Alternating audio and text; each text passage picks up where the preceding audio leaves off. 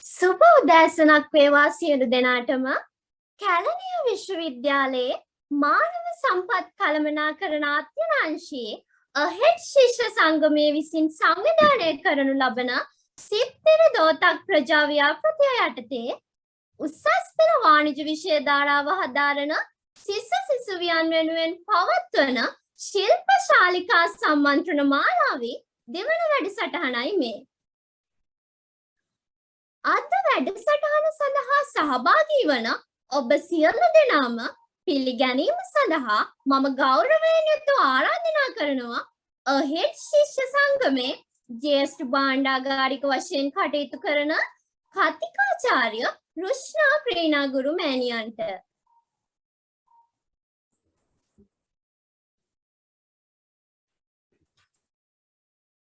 සෑම දෙනාගේම අවසරයි. සුබ උදෑසනක්. මං හිතනවා මාව ඇහෙනවා ඇති කියලා. ඇහෙනව නේද? ඔව් මැඩම්. ඕකේ. හරි. ඉතින් කැලණිය විශ්වවිද්‍යාලයේ වාණිජ්‍ය හා කළමනාකරණ අධ්‍යයන පීඨයේ මානව සම්පත් කළමනාකරණ අධ්‍යයන අංශය විසින් සංවිධානය කරනු ලබන සිද්ධිරි දෝතක් ප්‍රජාසත්කාර වැඩසටහන යටතේ සංවිධානය කරනු ලබන වාණිජ්‍ය විෂය ධාරාව මූලික කරගත් දෙවැනි සම්මන්ත්‍රණයට ඔයගොල්ලන් සෑම දෙනාම සාදරයෙන් පිළිගන්නවා. ඉතින් ආර්ථික විද්‍යාව කියන්නේ ඉතින් වාණිජ්‍ය විෂය ධාරාවේ තියෙන එක්තරා වැදගත් විෂයක්. ඉතින් මම හිතන්නේ දැන් රටේ තත්ත්වය දැක්කත් වාණිජ්‍ය ආර්ථික විද්‍යාව පිළිබඳව දැනුම ඇත්තටම ඉතාමත් අත්‍යවශ්‍යයි කියලා දැනෙන මොහොතක්. ඉතින් මම හිතනවා අද මෙතන පේනවා මට දුවා දරුවන් ගොඩක් දෙනෙක් සහභාගී වෙලා තියෙනවා උසස් පෙළ හදාන. ඉතින් මම හිතනවා මේ දරුවන්ට අද මේ ආර්ථික විද්‍යාව පිළිබඳව තියෙන සම්මන්ත්‍රණය තුලින් තමන්ගේ තියෙන ගැටලු ඒ දේවල් निराකරණය කරගන්න හොඳ අවස්ථාවක්. ඉතින් මම මගේ විශේෂ ස්තුතිය පුද කරන්න කැමතියි අද අපේ සම්මන්ත්‍රණයේ සම්පත්දායකයා ලෙස කටයුතු කරන සමාජ විද්‍යා පීඨයේ කැලණිය විශ්වවිද්‍යාලයේ සමාජ විද්‍යා පීඨයේ ජ්‍යෙෂ්ඨ කතිකාචාර්ය මහාචාර්ය එච්.එම්. නවරත්න බණ්ඩා මහත්මයාට විශේෂයෙන්ම ස්තුතිය පුද කරන්න කැමතියි. ඇත්තටම සර්ට අපි මේකට ආරාධනය කරද්දී සම්මානයට ඇත්තටම දෙපාරක් නොහිතා හරිම කැමැත්තෙන් ආරාධනය බාරගත්තේ. ඒක අපිට ලොකු ශක්තියක්. මම හිතන්නේ මේ දරුවන්ටත් විශාල භාගයක් සර් වගේ කෙනෙක්ගෙන් සම්මන්ත්‍රණයට සහභාගී වෙලා තමන්ගේ තියෙන ගැටලු निराකරණය කරගන්න ලැබීමම ඉතාමත් විශාල භාගයක් කියලා මම හිතන් සලකනවා. ඉතින් බොහොම ස්තුතියි සර් අපේ ආරාධනය පිළිගෙන ආවට ශාසනික තත්ත්වයෙන් පසු වුවත් ආපු එකම අපිට ඇත්තටම ලොකු ශක්තියක් මම හිතන්නේ මේ දරුවන්ට ගොඩාක් උපකාරී වෙයි කියලා මම හිතනවා. ඉතින් ඒ වගේම විශේෂයෙන් මම මතක් කරන්න කැමතියි අපේ අධ්‍යයන අංශයේ වත්මන් අංශාධිපති MTP පීරිස් ජ්‍යෙෂ්ඨ කතිකාචාර්යතුමනුත් ඒ වගේම අපේ අධ්‍යයන අංශයේ හිටපු අංශාධිපතිනි ආචාර්ය MPN ජනාදරි මහත්මියවත් ජ්‍යෙෂ්ඨ කතිකාචාර්යතුමියවත් විශේෂයෙන් මතක් කරන්න කැමතියි. ඇත්තටම මේ සම්මානය සාර්ථක කරගන්න අපිට සර්ව මේ සම්මානයට ආරාධනය කරගන්න අපිට ඇත්තටම බොහොම උපකාරී වුණා. ඉතින් මේ අවස්ථාවේදී විශේෂ ස්තුතියක් පුද කරන්න කැමතියි.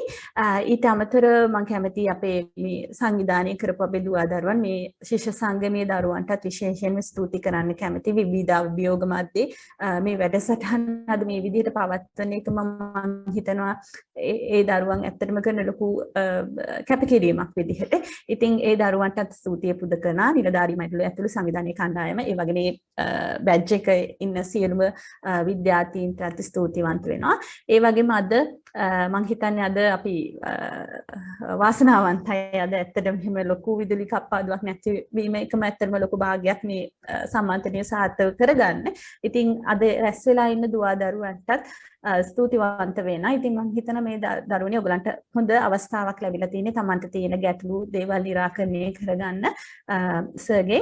ඉතින් හැමෝටම ගෞරවයෙන් ආරාධනා කරනවා සර්ට මේ වැඩසටහන සම්මානයේ ඉදිරියට පවත්වාගෙන යන්න. ඒ වගේම දරුවන්ටත් මම ප්‍රාර්ථනා කරනවා ආර්ථික විද්‍යාවට ඉතා ඉහළ සමාධියක් ලබාගෙන සාර්ථකව ඔයගොල්ලන්ගේ උසස් පෙළ විභාගයට මුහුණ දෙන්න ලැබේවායි කියලා ප්‍රාර්ථනා කරනවා. ස්තුතියි. Hari එහෙනම් බොහොම ස්තුතියි miss Krishna Perera. Preena, no? Okay. Yes, sir, Preena. Thank you. Thank you very much. හරි එතකොට මේ අපිට ඇත්තටම ආර්ථික විද්‍යාව විෂය පිළිබඳව Excuse me sir. yes. Sir තව පොඩ්ඩක් ඉදිරියට තියනවා හරි, මම හරි. මේක කරලා හරි. සර්ට හරි, පාර හරි. දෙන්නම් පාට් එක. හරි හරි. බෙහෙවින්ම ස්තුතියි කතිකාචාර්යතුමියනි. අහෙඩ් ශිෂ්‍ය සංගමය නිර්මාණය වන්නේ කැලණිය විශ්වවිද්‍යාලයේ වාණිජ්‍ය හා කළමනාකරණ අධ්‍යයන පීඨයේ මානව සම්පත් කළමනාකරණ අධ්‍යයනාංශයේ විද්‍යාර්ථීන්ගෙනි. අප අධ්‍යයනාංශය ශ්‍රී ලංකාවේ මානව සම්පත් කළමනාකරණය වෙනුවෙන්ම බිහි වූ පළමු අධ්‍යයනාංශය වන අතර මෙය දැනුමෙන් පරිපූර්ණ රටට මෙන්ම ලොවටත් වැඩිදායී උපාධිධාරීන් බිහි කරන අධ්‍යයනාංශයකි. ඉතින් මෙම අධ්‍යයනාංශයේ අහෙඩ් ශිෂ්‍ය සංගමය විසින් සමාජ මෙහෙවරක් ලෙස ආරම්භ කරන ලද ව්‍යාපෘතියක් තමයි මේ සිත්තිරි දවතක් කියලා කියන්නේ. ඉතින් අද දිනයේදී ආර්ථික විද්‍යා සම්මන්ත්‍රණය සඳහා සහභාගී වන උත්තර පත්‍ර පරීක්ෂක කැලණිය විශ්වවිද්‍යාලයේ සමාජ විද්‍යා අධ්‍යයන පීඨයේ ආර්ථික විද්‍යා අධ්‍යයන අංශයේ මහාචාර්ය එච්.එම්. නවරත්න මහතාට ගෞරවයෙන් යුතුව ආරාධනා කරනවා මෙම සම්මන්ත්‍රණ මාලාව ඉදිරියට කරගෙන යාමට. මහාචාර්යතුමනි ඔබටයි මේ අවස්ථාව. Right, thank you Miss Lisanayaka. මම හිතන්නේ මට ආරාධනා කිරීම සම්බන්ධව මොකද ආර්ථික විද්‍යා විශේෂ ශාස්ත්‍රයේ දැන් මගේ සර්විස් එක අවුරුදු 31ක් වෙනවා කැලණි විශ්වවිද්‍යාලය තුල. ඒ වගේම රුහුණු විශ්වවිද්‍යාලයේත් අවුරුදු 2ක් වැඩ කරලා තියෙනවා. එතකොට සාමාන්‍ය ශාස්ත්‍රය ගත්තොත් අවුරුදු 33ක ආර්ථික විද්‍යාව පිළිබඳ අත්දැකීම් තියෙනවා. ඉතින් ඒකෙන් මම කියන්නේ මේ සෙමිනාර් එකෙන් ඕගොල්ලන්ට සම්පූර්ණ අවුරුදු 2මාරක් ඉගෙන ගත්ත සියලු දේවල් මතක් වෙනවා එහෙම කියන එක නෙවෙයි. නමුත් යම්කිසි තල්ලුවක් දීම තමයි මගේ අරමුණ.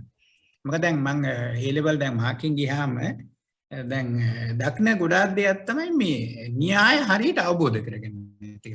ආර්ථික විද්‍යාව කියන්නේ මොකද්ද? ඊට අදාළ න්‍යායාත්මක පසුබිම හරියට අවබෝධ කරගන්න නැහැ. එතකොට දැන් රීකරෙක්ෂන් ගියාම එන අයකින් ඇත්තටම 80%ක් විතරම තියෙන්නේ. ඒ කියන්නේ ඒගොල්ලෝ විෂය දන්නවා. විෂය දන්නේ නැති කම නෙවෙයි. හැබැයි විෂය කොහොමද දෙන්නේ කියන පිළිබඳ අවබෝධයක් නැතිකම තමයි තියෙන්නේ. ඉතින් ඒක නිසා මේ න්‍යාය පිළිබඳ යම්කිසි අවබෝධයක් ලබා දීම තමයි මගේ අරමුණ. හරි. එතකොට මම හිතන්නේ දැන් ඔය ඉන්න සියලුම ශිෂ්‍ය ශිෂ්‍යාවෝ ආර්ථික විද්‍යාව කියන්නේ මොකක්ද කියලා ඉගෙනගෙන තියෙනවා. නමුත් සාමාන්‍ය අපි මොකක්ද ආර්ථික විද්‍යාව කියලා අහුවොත් අපි කියන්නේ භාණ්ඩ හා සේවා නිෂ්පාදනය බෙදා හැරීම සහ පරිභෝජනය පිළිබඳ සලකා බැලීම තමයි ආර්ථික විද්‍යාව කියලා ඉතාම සරලව කතා කරන්නේ. දැන් ඊට පස්සේ අපිට ප්‍රශ්නයක් තියෙනවා ඇයි අපි භාණ්ඩ හා සේවා නිෂ්පාදනය පිළිබඳ සලකා බලන්නේ කියන එක. ඒතකොට අපි දන්නවා දැන් භාණ්ඩ හා සේවා නිෂ්පාදනය කිරීම සඳහා අපිට සම්පත් අවශ්‍යයි. එතකොට දැන් සම්පත් වල තියෙන ප්‍රශ්නේ මොකද්ද? සම්පත් අපි කියන සීමිතයි කියලා. නැත්තම් අපි කියන සම්පත් හිගයි කියලා. හිගය කියන එක තමයි අපි කතා කරන්නේ. නැත්තම් අපි කියන limited resources කියලා. දැන් ඊට පස්සේ අපිට අවශ්‍ය වෙනවා ඇයි අපි එහෙනම් භාණ්ඩ හා සේවා නිෂ්පාදනය කරන්නේ කියන එක. ඒතර භාණ්ඩ හා සේවා නිෂ්පාදනය කරන්නේ අපිට තියෙනවා උවමනාවන් කියලා කොටසක්. එතකොට මේ උවමනාවන් තෘප්ත කර ගැනීම සඳහා තමයි භාණ්ඩ හා සේවා නිෂ්පාදනය කරන්නේ.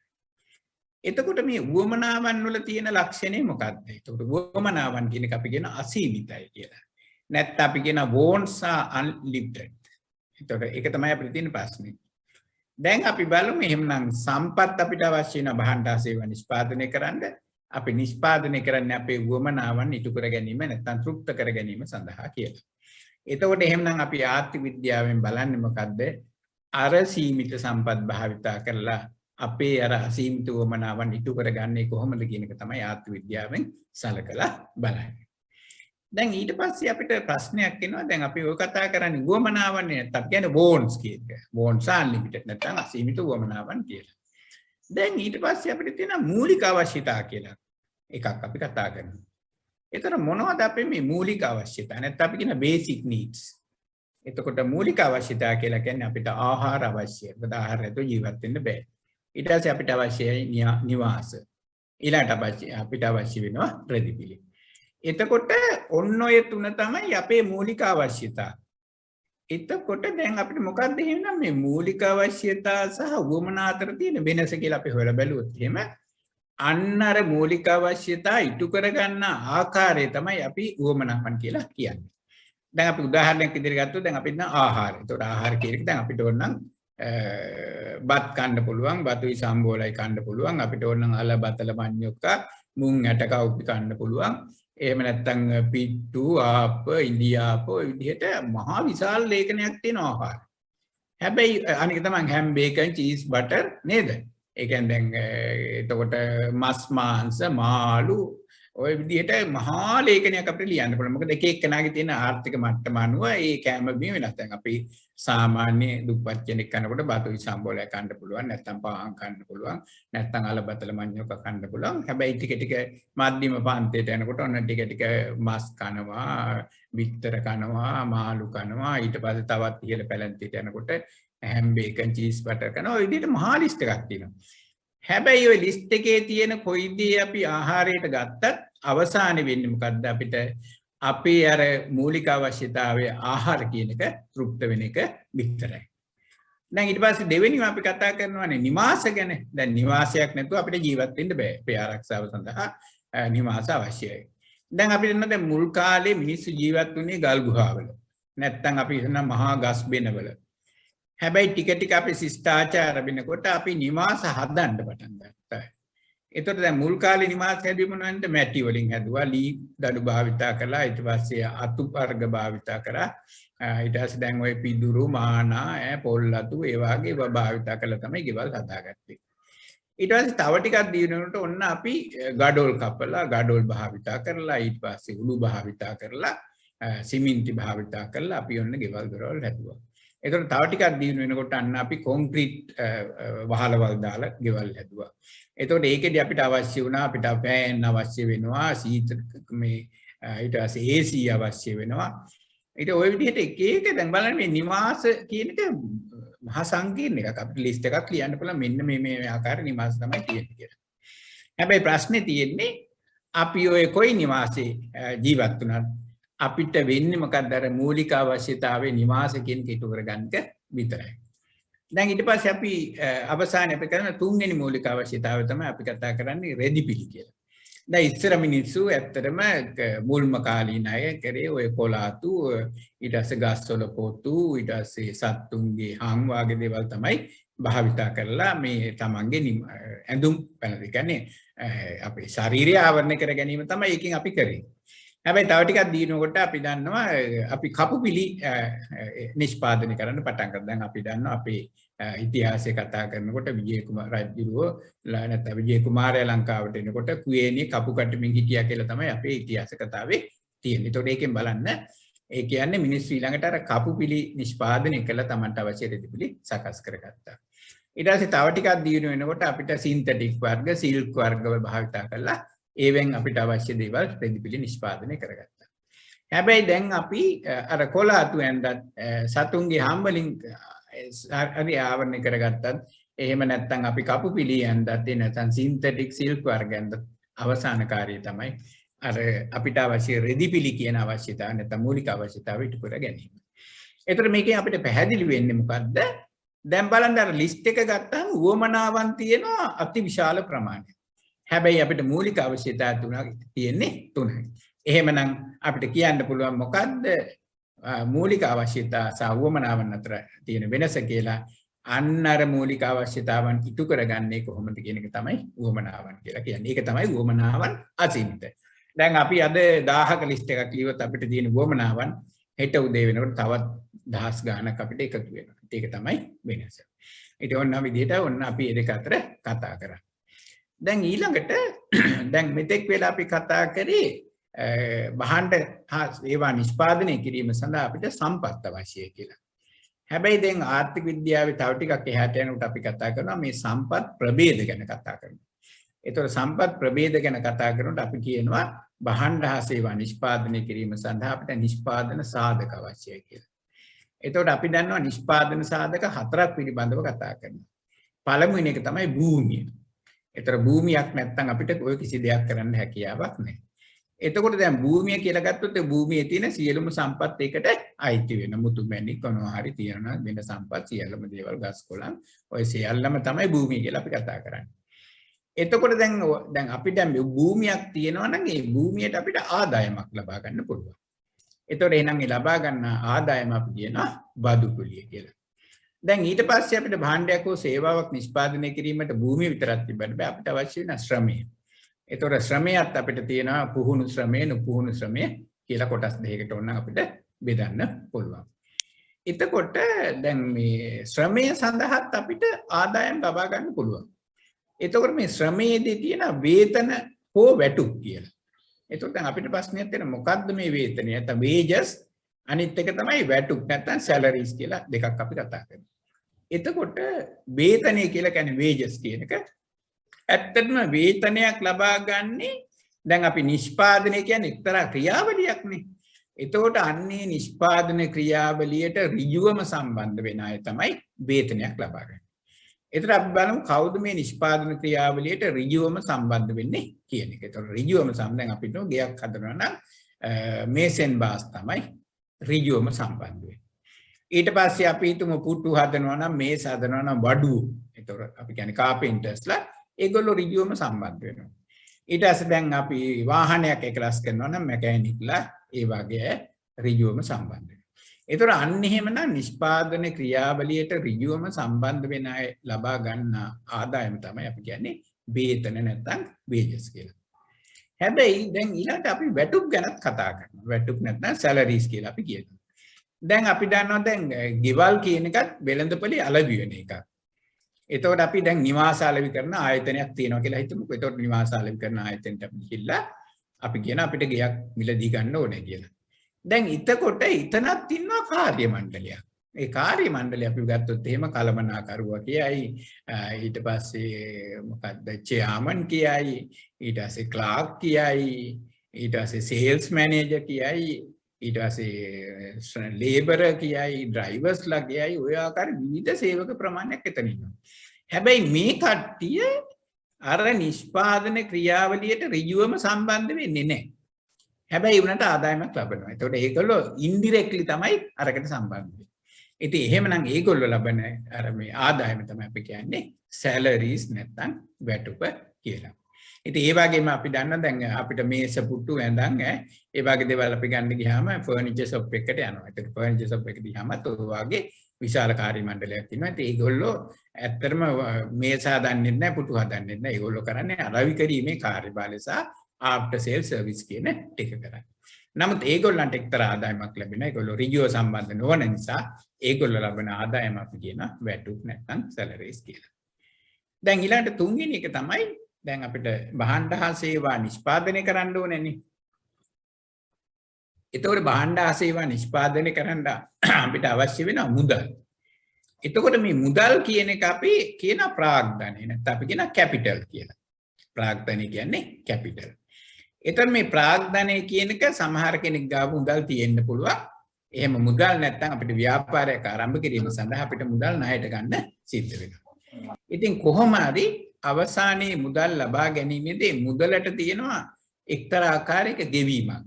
එතකොට ඒ ගෙවීමට අපි කියනවා පොලි අනුපාතය නැත්නම් පොලිය කියලා. මොකද අපි බැංකුවට ගිහලා ණයක් ගන්නකොට අපිට පොලි ගෙවන්න සිද්ධ වෙනවා. දැන් අපි ගාව මුදලක් තියෙනවා අපිට වෙනත් ව්‍යාපාරිකයට අපිට මුදල් ණයට දෙන්න පුළුවන්. ඒත් අපි ණයට දෙනකොට අපි ලබා ගන්නවා පොලිය.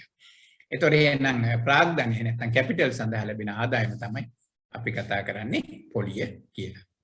දැන් ඊළඟට දැන් අපිට කියන භූමිය, ශ්‍රමය, ප්‍රාග්ධනය කියලා ඔන්න නිෂ්පාදන සාධක තුනක් ගැන කතා කරා. එතකොට මේ නිෂ්පාදන සාධක තුන එකතු කරලා ඒවා මිශ්‍ර කරලා භාණ්ඩ හා සේවා නිෂ්පාදනය කරන එක පුජ්‍යලෙක් ඉන්නවා. ඒතර මේ පුජ්‍යලයට අපි කියන ව්‍යවසායකයා නැත්නම් අපි කියන ඔන්ත්‍රපන කියලා.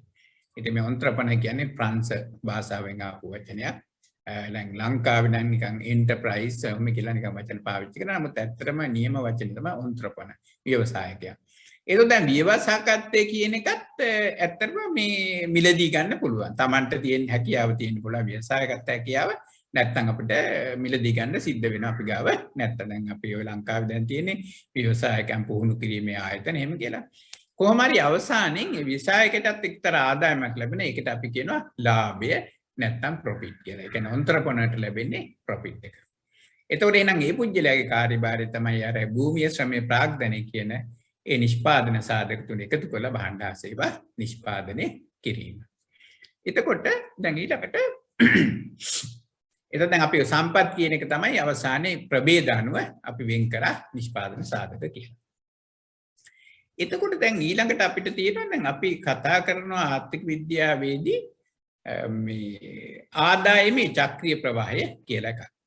එතකොට මොකක්ද මේ ආදායමේ චක්‍රීය ප්‍රවාහය? නැත්නම් අපි කියන circular flow of income කියලා.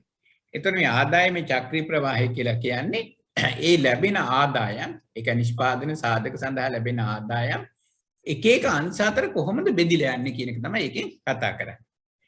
එතකොට අපි ඉස්සෙල්ලාම කතා කරනවා ඊටාම සරල ආවෘත ආර්ථිකයක් පිළිබඳව. ඒ කියන්නේ simple closed economy එකක් ගැන තමයි ඉස්සෙල්ලා කතා කරන්නේ. එතකොට මේ ආර්ථිකයේ තියෙන අංශ දෙකයි.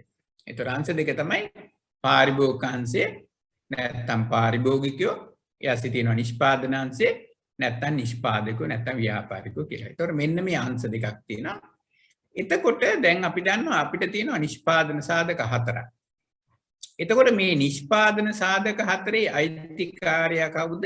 අර පාරිභෝගික අංශය. ඒතර පාරිභෝගික අංශය මොකද කියන්නේ? දැන් අපි තමයි පාරිභෝගිකයෝ තමයි නිෂ්පාදන සාධක අපිට තමයි භූමියේ තියෙන, ශ්‍රමයේ තියෙන, ප්‍රාග්ධනයේ තියෙන, ව්‍යවසායක හැකියාව තියෙන අපි ගාව. ඒතර අපි කරන්නේ මොකද්ද? මේක නිෂ්පාදන අංශය නැත්නම් ෆර්ම්ස් වලට අපි අලෙවි කරනවා.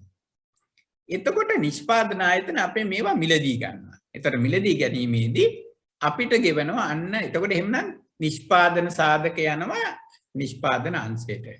ඒතර නිෂ්පාදන අංශයෙන් අපිට එනවා සාධක ආදායම් කියලා මේ පැත්තට ආපහු පාරිභෝගික අංශයට.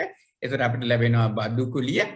ඊට පස්සේ අපිට ලැබෙනවා වේතන හෝ වැටුප් ලැබෙනවා. ඊට පස්සේ පොලිය ලැබෙනවා. ඊට පස්සේ ලාභාංශ කියලා හතරක් අපිට ආදායම් වර්ග හතරක් අපිට ලැබෙනවා. දැන් ඊට පස්සේ නිෂ්පාදන ආයතන කරන්නේ මොකද්ද? ඒගොල්ලෝ මෙන්න මේ භූමිය ශ්‍රමයේ ප්‍රාග්ධනය කියන ව්‍යවසායික ඒ ටික එකතු කරලා අර ව්‍යවසායකත්ව දැනුම භාවිත කරලා භාණ්ඩ හා සේවා නිෂ්පාදනය කරනවා. ඒතකොට මේ භාණ්ඩ හා සේවා නිෂ්පාදනය කරලා ආපහු අපිට එවනවා. ඒතර ආපහු අපිට එනවා අතර භාණ්ඩ සේවා. එතකොට දැන් අපිට තියෙනවා අපිට අර සාධක ආදායම් හතරක් අපිට ලැබුණානේ. ඒ සාධක ආදායම් හතර භාවිතා කරලා අපි කරන්නේ අර භාණ්ඩ හා සේවා මිලදී ගන්නවා. එතකොට දැන් අපිට අර ලැබිච්ච ආදායම ආපහු යනවා නිෂ්පාදන ආයතන වලට. එතකොට මම හිතන්නේ ඔයගොල්ලෝ ඉගෙන ගත්තී අපේ ආදායම කියන්නේ අපි දෙනවා ඉස්සල්ලාම දැන් අපිට අංශ දෙකයිද තියෙන්නේ. අංශ දෙකක් තියෙන නිසා අපිට දෙන y = c ධන s කියලා. එතකොට y = c ධන s කියන්නේ දැන් අපේ ආදායම අපිට පුළුවන් පරිභෝජනය කරන්න ඊට පස්සේ ඉතුරු කරන්න පුළුවන්. එතකොට අනිත් පැත්තෙන් ආපහු අපිට ලියන්න පුළුවන් ඒක y = c ධන i කියලා. ඒ කියන්නේ අපේ ආදායම තමයි y, ඊට පස්සේ c කියන්නේ පරිභෝජන වියදම, ඊට පස්සේ i කියන්නේ ආයෝජන වියදම කියලා. එතකොට මෙන්න මේක අංශ දෙකක් අතරේ ආදායම බෙදී යාම නිසා අපි කියනවා මේකට අපි කියනවා ආදායමේ චක්‍රීය ප්‍රවාහය. මොකේද මේ ආදායම චක්‍රීය ප්‍රවාහය අපි කතා කරන්නේ සරල ආවෘත ආර්ථිකයක ආදායමේ චක්‍රීය ප්‍රවාහය කියලා. ඒකෙන් කතා කරන්නේ මේකට හේතුව අංශ දෙකක් තියෙන නිසා. දැන් ඊළඟට අපි දන්නවා දැන් ඕනෑම රටක තියෙන රජය කියලා එකක්. දැන් අපි දන්නවා දැන් ලංකාව යටත් විජිතයක් වෙන්න ඉස්සර ඒ කියන්නේ 1500 ඒ කියන්නේ දැන් අවුරුදු 150කට විතර ඉදිරියේ ඉස්සර 1815 වෙනි අපි සම්පූර්ණ යටත් විජිතයක් වුණේ. ඊට ඉස්සර අපේ රට පාලනය කරේ රජවරයෙක්. රජුරෝ කෙනෙක්. එතකොට දැන් රජුරෝ පාලනය කරා කියන්නේ ඒකත් අපි කතා කරන්නේ රාජ්‍යය. එතකොට දැන් අර රජයක් තියෙනකොට දැන් අපිට ලැබෙන සම්පූර්ණ ආදායම අපිට පරිභෝජනය කරන්නත් බෑ, සම්පූර්ණ ආදායම ආයෝජනය කරන්න බෑ, සම්පූර්ණ ආදායම ඉතුරු කරන්නත් අපිට හැකියාවක් නැහැ. එතකොට එහෙමනම් ඒ ආදායමින් කොටසක් අපිට රජයට ගෙවන්න වෙනවා. එතකොට එක්ක රාජ්‍ය කාලේ රජුරවන්ට ගෙවන්න වුණා. ඊට පස්සේ දැන් අපි ඒ කියන්නේ ප්‍රජාතන්ත්‍රවාදී විදියට පාර්ලිමේන්තුව තෝරගත්තට පස්සේ රජයට අපිට ගෙවන්න සිද්ධ වුණා. එතකොට එතනදී අපි කියන අපිට බදු ගෙවන්න සිදු වෙනවා කියලා. ඒ කියන්නේ අපි කියන්නේ income tax. නැත්නම් ආදායම් බදු අපිට ගෙවන්න තවත් ආකාරයේ බදු ගෙවන්න වෙනවා රජයට. එතකොට දැන් මේ පාරිභෝගිකාංශයෙන් ඔන්න රජයට ගෙවනවා බදු. එතකොට දැන් අපිට ලැබිච්ච ආදායමෙන් කොටසක් අපි රජයට බදු වශයෙන් ගෙවනවා. ඊට පස්සේ රජය කරන්නේ මේ බදු ආදායම එකතු කරලා අපිට දෙනවා පාරිභෝගික සහන ආදායම. එහෙම නැත්නම් අපි කියන consumption subsidies දෙනවා. එතකොට දැන් අපි දන්නවා දැන් මෙතන ඉන්න ශිෂ්‍යයෝ ඇත්තටම දැන් අවුරුදු 13ක් විතර ඉගෙනගෙන තියෙනවා උසස් පෙළ දක්වා. ඊට පස්සේ විශ්වවිද්‍යාලයට ගිහිල්ලත් අපිට තවත් අවුරුදු 4ක් ඉගෙන ගන්න පුළුවන්. ඒ කියන්නේ එතකොට අවුරුදු 3ක් 4ක් ඉගෙන ගන්න පුළුවන් මම හිතන්නේ කොමර්ස් වල නිසා. එතකොට මේ ඒකතනදී බලන්න දැන් අපිට ලබාගෙන තියෙන නිදහස් අධ්‍යාපනය කියලා. ඒ කියන්නේ අපිට අධ්‍යාපනය ලබා ගැනීම සඳහා සතයක්වත් අපි වියදම් කරේ සතයක් වියදම් කරේ නැහැ කියන එක නෙමෙයි මම අදහස් වෙන්නේ. ඒ කියන්නේ අපිට පාසල් තිබ්බා, ගුරුවරු හිටියා, සමහර රජයේ පොත්පත් දුන්නා, නිල ඇඳුම් දුන්නා. එතකොට අපිට ඒ කියන්නේ නිදහස් අධ්‍යාපනය තමයි ලැබුණේ. ඒතකොට කොහෙන්ද රජයට මේ සල්ලි? ඒතකොට රජය කරේ මොකද්ද? අපිට පාරිභෝගිකයන්ගෙන් බදු ලබා ගත්තා. ඒ බදු මුදල් භාවිත කළා තමයි අපිට නිදහස් අධ්‍යාපනය ලබා දෙන්නේ. ඊට පස්සේ දැන් අපි දන්න දැන් විදුලි නිෂ්පාදනය දැන් මේ දවස්වල තියෙන විශාල ප්‍රශ්නයක් තමයි විදුලිය. ඒතර විදුලිය ජනනය කිරීම සඳහා සාමාන්‍ය රුපියල් 22ක් විතර යනවා එක එකට සාමාන්‍ය. හැබැයි සාමාන්‍ය මම කියන්නේ ඒක හරියට උදාහරණයක් විදිහට මම ගන්නෙ. නමුත් හරියට ගන්න කියන්නේ අපි හදාගෙන නැහැ. හැබැයි ඒ වුණාට රජයේ පාරිභෝගිකයන්ට අලෙවි කිරීමේදී රුපියල් 12ක වගේ ගානකට තමයි අපිට අලෙවි කරන්නේ. ඒතර බලන්න රුපියල් 10ක පාඩුවක් සිද්ධ වෙනවා එක විදුලි ඒකකයකින්. එතකොට ඒ රුපියල් 10 කොහෙන්ද රජය ගෙවන්නේ? කියන්නේ පාරිභෝගිකයට සහන ආධාර දෙන්නේ කොහොමද? අර අපෙන් ලබාගත් බදු මුදල් භාවිත කරලා තමයි ඒ සහන ආධාරය දුන්නේ. ඒ වගේම අපි දන්න දැන් ලංකාවේ සාමාන්‍ය සීනි නිෂ්පාදනය කිරීමේදී සාමාන්‍ය කිලෝ එකක් නිෂ්පාදනය කරන රුපියල් 160ක් වගේ ගාණක් යනවා.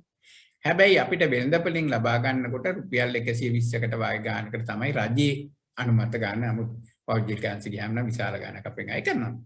බලන්න එතනදී බලන්න රුපියල් 40ක විතර අලාභයක් සිද්ධ වෙනවා. ඒතර ඒ රුපියල් 40ක අලාභය සිදු කරගෙන තමයි අපිට අඩු මිලට සීනි ලබා දෙන්නේ. ඒතකොට ඒ රුපියල් 40ත් ඇත්තටම රජයේ අර අපෙන් ලබාගත්ත ආදායම් බදු වලින් තමයි සහන ආධාරයක් විදිහට දෙන්නේ.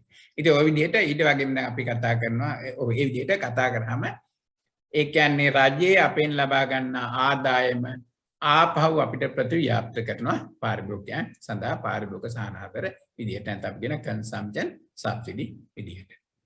එතකොට මේ විදිහටම නිෂ්පාදනාංශයත් බදු ගෙවනවා. එතකොට නිෂ්පාදනාංශයේ ගෙවන බදු අපි කියන සාමාන්‍ය ව්‍යාපාර පිරිවැටුම් බදු කියලා. ඒ කියන්නේ ඒගොල්ලන් පිරිවැටුවෙන් 100 ගාණක් රජයට ගෙවනවා. එතකොට රජය කරන්නේ මොකද්ද? මේ බද්ද එකතු කරගෙන ආපස්සේ නිෂ්පාදකයන්ට සහන ආධාර විදිහට දෙනවා. ඒ කියන්නේ අපි කියනවා production subsidy. නැත්නම් නිෂ්පාදන පිහිට ආධාර කියලා අපි කියන්නේ සහන ආධාර හරි නිෂ්පාදන පිහිට ආධාර හරි කියලා ආපහු නිෂ්පාදකයන්ට දෙනවා. එතකොට දැන් අපි ලංකාව ගත්තොත් දැන් ඉස්සෙල්ලා මම අර කතා කරා ඉලෙක්ට්‍රිසිටි සම්බන්ධ. ඉලෙක්ට්‍රිසිටි එකකයක් නිෂ්පාදනය කරන අපි උදාහරණයක් විදිහට ගත්තොත් රුපියල් 22ක් යනවා අපිට ලැබෙන්නේ 12කට. එතකොට රුපියල් 10ක පාඩුවක් විදුලි බල මණ්ඩලයට සිදු වෙනවා. එතකොට අන්නේ රුපියල් 10 පාඩුව පියවන්නේ කොහොමද? අර නිෂ්පාදකයන්ගෙන් ලබාගත් බදු භාවිත කරලා. ඒ වගේම සීනි නිෂ්පාදනය කිරීමේදී රුපියල් 40ක අලාභයක් සිදු වෙනවා sugar corporation එකට. ඒ 40ත් එතකොට රජය නිෂ්පාදන පිහිට ආධාරයක් විදිහට සීනි නිෂ්පාදකයන්ට නැත්නම් sugar corporation එකට ගෙවනවා. ඒ වගේම දැන් පසුගිය කාලේ ඔයගොල්ලෝ දන්නා දැන් ලංකාවේ පොහොර සහන ආධාරයක් දුන්නා. ඒ කියන්නේ රුපියල් 1000 ගාණක් වටින පොහොර මිටියක් රුපියල් 350 ගානේ දුන්නා. ඒතකොට එතනදී රුපියල් 1000කට වැඩි ප්‍රමාණයක් රජයට අහිමි වුණා. හැබැයි ඒව කරේ කොහොමද? අර ලබාගත් නිෂ්පාදකයන්ගේ ලබාගත් බදු මුදල් භාවිත කරලා. එතකොට දැන් අපි බලන්න දැන් අපි ඉස්සෙල්ලා අපේ ආදායම භාවිත කරේ පරිභෝජනය සහ ඉතුරුම් සඳහා. හැබැයි දැන් අපිට සිද්ධ වෙනවා බදු ගෙවන්න. අපිට සිද්ධ වෙනවා බදු ගෙවන්න. ඊට පස්සේ ඒතර බදු ගෙවන්න සිද්ධ වෙනවා. එතකොට අපිට මේක වෙනස් කරන්න පුළුවන්. අපිට පළවෙනි එක පිළිගන්න y = c ධන s ධන ඊට පස්සේ ටැක්ස් එක අපිට. ඒ කියන්නේ බද්දක් අපිට ගෙවන්න සිද්ධ වෙනවා. ඉතින් ඒ විදිහට අපිට කතා කරන්න පුළුවන්. එතකොට දැන් බලන්න දැන් අර ආදායම අංශ 3ක් අතරේ බෙදී යනවා. අංශ 3ක් අතරේ බෙදී යනවා. ඒතර අංශ 3ක් අතරේ බෙදී යන නිසා අපි මේක කතා කරනවා. දැන් අර ඉස්සෙල්ලා අපි කතා කරේ සරල ආවුතාතිකය කියලානේ. දැන් හැබැයි සරල නැහැ. මොකද මේ බදු ගෙවීම නිසා මේක සංකීර්ණ වෙලා තියෙනවා.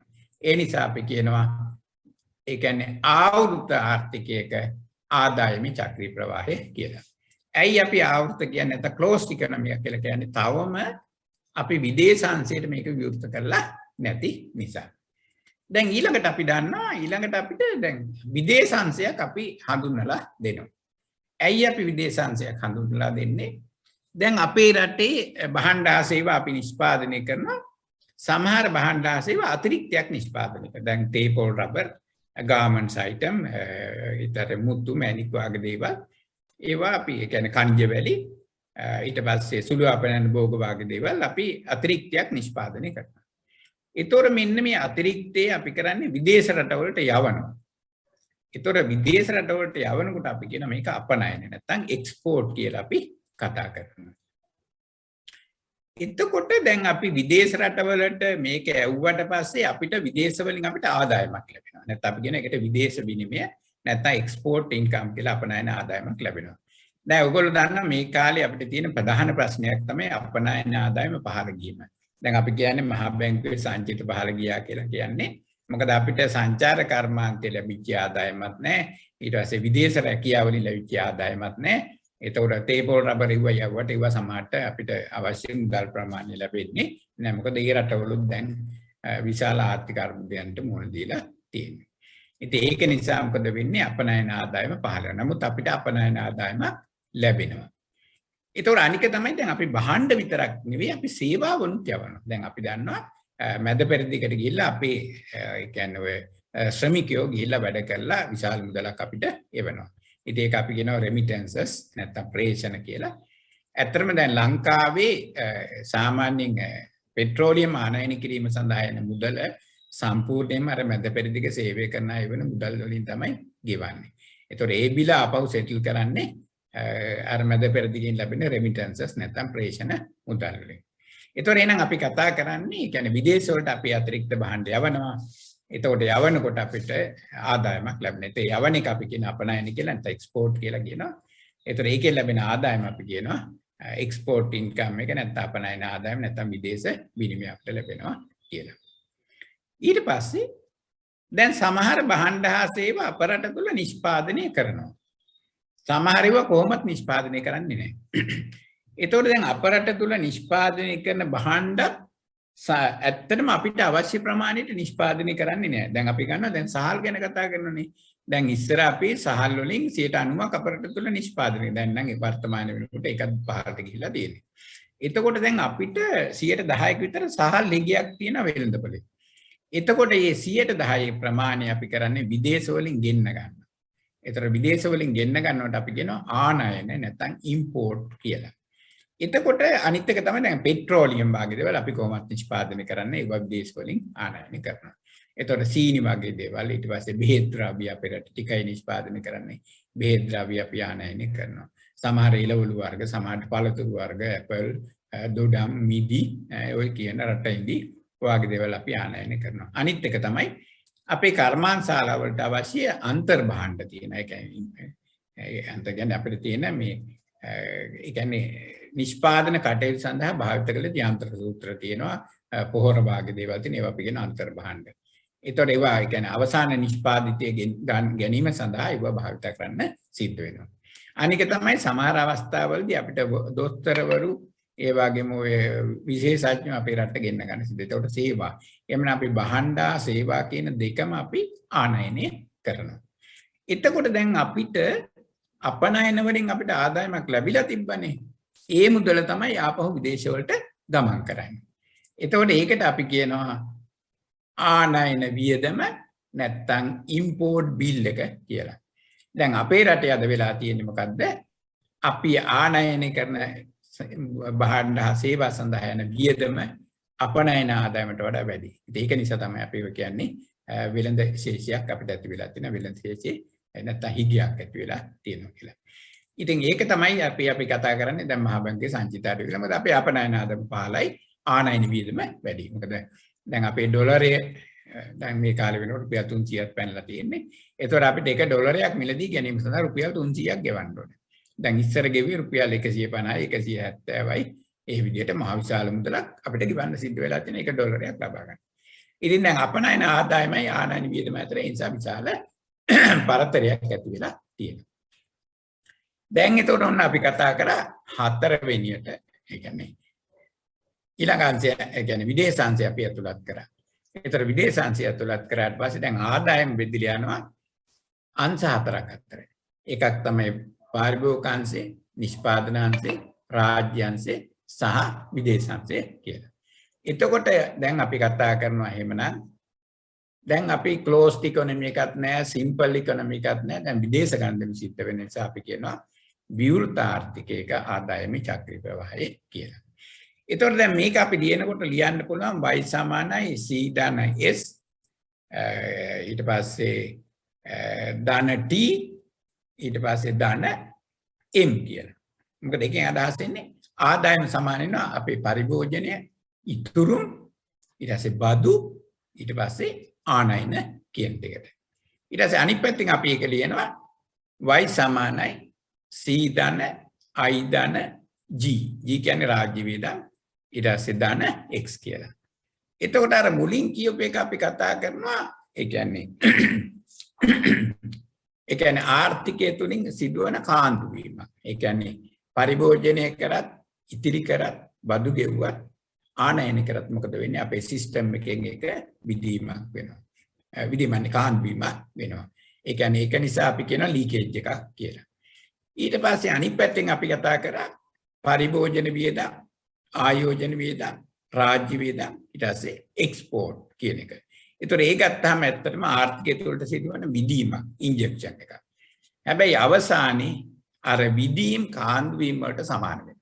මොකද අපි විදීම් වලින් ආර්ථිකය කියන්නේ ප්‍රසාරණය වෙනකොට අර පැත්තෙන් කාන්දු වෙනවා. ඒතර මේ දෙක අවසානයේ සමාන වෙනවා. ඉතින් ওই ටික තමයි අපි කතා කරන්නේ ආදායම චක්‍ර ප්‍රවාහය කියලා. දැන් ඊළඟට අපිට ප්‍රශ්නයක් තියෙනවා. දැන් අපි දන්න ඕනෑම ආර්ථිකයක් මුහුණ දෙන මූලික ආර්ථික ප්‍රශ්න තුනක් තියෙනවා. අපි බලමු මොනවද මේ මූලික ආර්ථික ප්‍රශ්න තුන කියන එක. පළවෙනි එක තමයි නිෂ්පාදනය කරන්නේ කුමක්ද කොපමණ ප්‍රමාණයක්. ඒකට අපි කියන what and how much or how many කියලා. එතකොට දෙවෙනි ප්‍රශ්නේ තමයි නිෂ්පාදනය කරන්නේ කෙසේද? how to produce කියලා අපි කියනවා. එතකොට එතනින් අදහස් වෙන්නේ අපි භාවිතා කරන්නේ ශ්‍රම සූක්ෂම ක්‍රමයක්ද? එහෙම නැත්නම් ප්‍රාග්ධන සූක්ෂම ක්‍රමයක්ද කියලා. ඒ කියන්නේ labor intensive method එකක්ද? එහෙම නැත්නම් capital intensive method එකක්ද පාවිච්චි කරන්නේ කියන එක. ඊට පස්සේ තුන්වෙනි ප්‍රශ්නේ තමයි නිෂ්පාදනය කරන්නේ කවුරුන් සඳහාද? To whom to produce. ඒකෙන් අදහස් වෙන්නේ අපි නිෂ්පාදනය කරන්නේ rich or poor. ඒ කියන්නේ දුප්පත් අයටද ධනවත් අයටද නැත්නම් සාමාන්‍ය ජනතාවටද නැත්නම් general public ද කියලා. ඒතර ඔන්න ඔය මූලික ආර්ථික ප්‍රශ්න තුනක් තියෙනවා. ඒතකොට දැන් ලෝකයේ තියෙන ඕනෑම ආර්ථිකයක් මේ මූලික ආර්ථික ප්‍රශ්න තුන විසඳා ගන්න ආකාරය වෙනස්. දැන් අපි සාමාන්‍ය ලෝකයේ ආර්ථිකයන් ප්‍රධාන වශයෙන් කොටස් තුනකට අපිට බෙදන්න පුළුවන්. පළවෙනි එක අපි කතා කරනවා ධනවාදී ආර්ථිකයක්. නැත්නම් කැපිටලිස්ට් කියලා. දෙවෙනි එක අපි කතා කරනවා සමාජවාදී නැත්නම් සෝෂලිසම් නැත්නම් සෝෂලිස්ට් ඉකොනොමි එක. ඊට පස්සේ තුන්වෙනි එක අපි කතා කරනවා මිශ්‍ර ආර්ථික නැත්නම් මික්ස් ඉකොනොමිස් කියලා. ඒතර අපි බලමු මොකක්ද මේ ධනවාදී ආර්ථිකයක් කියලා කියන්නේ. ඒතකොට ධනවාදී ආර්ථිකයක් කියලා කියන්නේ යම්කිසි ආර්ථිකයක ආර්ථික තීරණ වලින් 70%කට වඩා ගන්නේ පෞද්ගලික අංශය නම් ඒකෙදී අපි කතා කරනවා මේක ධනවාදී ආර්ථිකයක් කියලා. ඒතකොට දැන් ඇමරිකා එක්සත් ජනපදයේ ඊට පස්සේ බටහිර යුරෝපා වගේ දියුණු රටවල් ඒ වගේ අපි කතා කරනවා ධනවාදයක් තියෙන. මොකද ඒගොල්ලන්ගේ ආර්ථික තීරණ වලින් 70%කට වැඩි ගන්නේ පෞද්ගලික අංශය නිසා. එතකොට අපි බලමු දැන් මේගොල්ලෝ කොහොමද මේ මූලික ආර්ථික ප්‍රශ්න තුන විසඳගන්නේ කියලා. එතකොට පළවෙනි එක තමයි නිෂ්පාදනය කරන්නේ කුමක්ද කොපමණ ප්‍රමාණයකින්ද කියලා. එතකොට අපි උදාහරණයක් සඳහා අපි දන්න දැන් ඔක ප්‍රස්තාරිකව අපිට අඳින්න කිව්වොත් එහෙම අපිට භාණ්ඩ දෙකයි අපිට පාවිච්චි කරන්න පුළුවන් වෙන්නේ. මොකක් හරි items දෙකයි. ඉතින් ඒ නිසා අපි කියනවා එක පැත්තකින් තියෙනවා කාර්මික අංශය. ඒතර කාර්මික අංශය අපි කියනවා නිෂ්පාදනය කරන යුද්ධෝපකරණ. යුදාවි.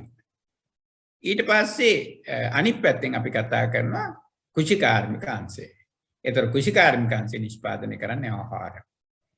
ඒතෝ දැන් ධනවාදී ආර්ථික ක්‍රමයේදී මිල ක්‍රමයට තමයි ඉඩ දෙන්නේ. ඒතර මිල ක්‍රමය තමයි අවශ්‍ය තීරණේ ගන්න. ඒතර ඒකට අපි කියන ප්‍රයිස් මෙකැනිසම් එක. එහෙම නැත්නම් වෙළඳපොලේ පවතින ඉල්ලුම සහ සැපයීම. the demand and supply අනුව තමයි තීරණය වෙන්නේ. මොකද්ද නිෂ්පාදනය කරන්නේ කොතරම් ප්‍රමාණයකින්ද කියලා. ඒතර අපි බලමු ප්‍රයිස් මෙකැනිසම් එක කොහොමද ක්‍රියාත්මක වෙන්නේ. දැන් අපි දන්නවා දැන් කාර්මිකයන්ගේ යුදෝපකරණ තමයි නිෂ්පාදනය කරන්නේ. එතකොට වෙළඳපොලේ වැඩිම ලාභයක් ලබා ගන්න පුළුවන් එක තමයි යුදාවි නිෂ්පාදනය කිරීම. ඒතර ඔන්න අර වෙළඳපොළ තීරණය කරනවා යුදාවි නිෂ්පාදනය. මොකද අපි දන්න පෞද්ගලික අංශයේ පරමාර්ථය තමයි හැම වෙලාවෙම ලාභ උපරිම කරගන්න එක. ඒ කියන්නේ අපි කියන profit maximization. ඒක ලාභ උපරිම කරගන්න නම් වැඩි මිලක් සහිත භාණ්ඩ නිෂ්පාදනය කරන්න ඕනේ. ඒතර ඔන්න මේගොල්ලෝ තීරණය කරනවා එහෙනම් අපි යුදාවි නිෂ්පාදනය කරනවා කියලා. හැබැයි ප්‍රශ්නේ තියෙන්නේ කිසිම රටකට යුදා විතරක් නිෂ්පාදනය කරලා Tamanට ජීවත් වෙන්න බෑ. ඉතින් ඒ සඳහා අපිට ආහාරත් අවශ්‍ය වෙනවා. දැන් අපිට තියෙනවා මේ ප්‍රශ්නේ දෙවෙනි කොටස කොපමණ ප්‍රමාණයකින්ද. ඒතර කියන්නේ මොකද්ද? වෙළඳපොළ බලවේග තීරණය කරනවා යුදාවි වැඩි ප්‍රමාණයක් සහ ආහාර අඩු ප්‍රමාණයක් කියලා. ඒතර තමයි යුදාවි 80% නිෂ්පාදනය කරලා ආහාර 20% නිෂ්පාදනය කරනවා. ඒතර ඔන්න එහෙනම් ධනවාදී ආර්ථිකය තුළ පළවෙනි ප්‍රශ්නේ විසඳුවා. ඒක විසඳුවේ කොහොමද? වෙළඳපොළ බලවේග ඉල්ලුම සැපයීම ප්‍රයිස් මෙකැනිසම් නැත්නම් මිල ක්‍රමය මගින් තමයි විසඳුවේ. දැන් යනවා දෙවෙනි ප්‍රශ්නෙට.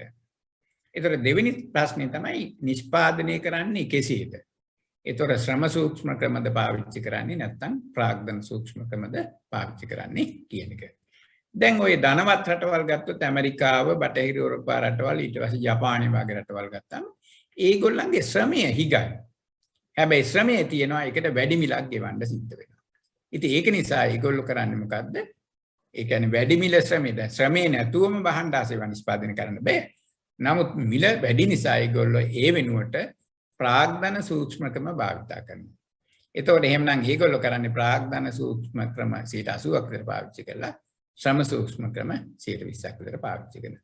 මොකද මේ දෙකේ මිශ්‍රණයෙන් තමයි බහණ්ඩාසේව නිෂ්පාදනය කරන්න පුළුවන් වෙන්නේ. දැන් ඔය ඇමරිකා එක්සත් ජනපදයේ වගේ රටවල සමහරට අක්කර 100,000 ගණන් තිරිඟු වගා කරනවා. හැබැයි තිරිඟු වගා කිරීමේදී පෞලේ ශ්‍රමය තමයි පාවිච්චි කරන්නේ. පෞලේ ශ්‍රමය පාවිච්චි කරලා යන්ත්‍ර සූත්‍ර නැත්නම් ප්‍රාග්ධනය භාවිත කරලා තමයි ඒගොල්ලෝ නිෂ්පාදන කටයුතු කරගෙන යන්නේ. ඒ කියන්නේ බිම් සැකසීමේ සිටන් අස්සන්න නෙලීම දක්වා සියලුම කටයුතු කරන්නේ යාන්ත්‍රික නැත්නම් යන්ත්‍රෝපකරණ මගින්. ඒතර එහෙනම් ඔන්න දෙවෙනි ප්‍රශ්නයටත් ඒගොල්ලෝ මුහුණ දුන්නා. ඒතර මිල ක්‍රමයෙන් තීරණය කළා ප්‍රාග්ධන සූක්ෂම ක්‍රම භාවිත කිරීම තමයි වඩා සුදුසු.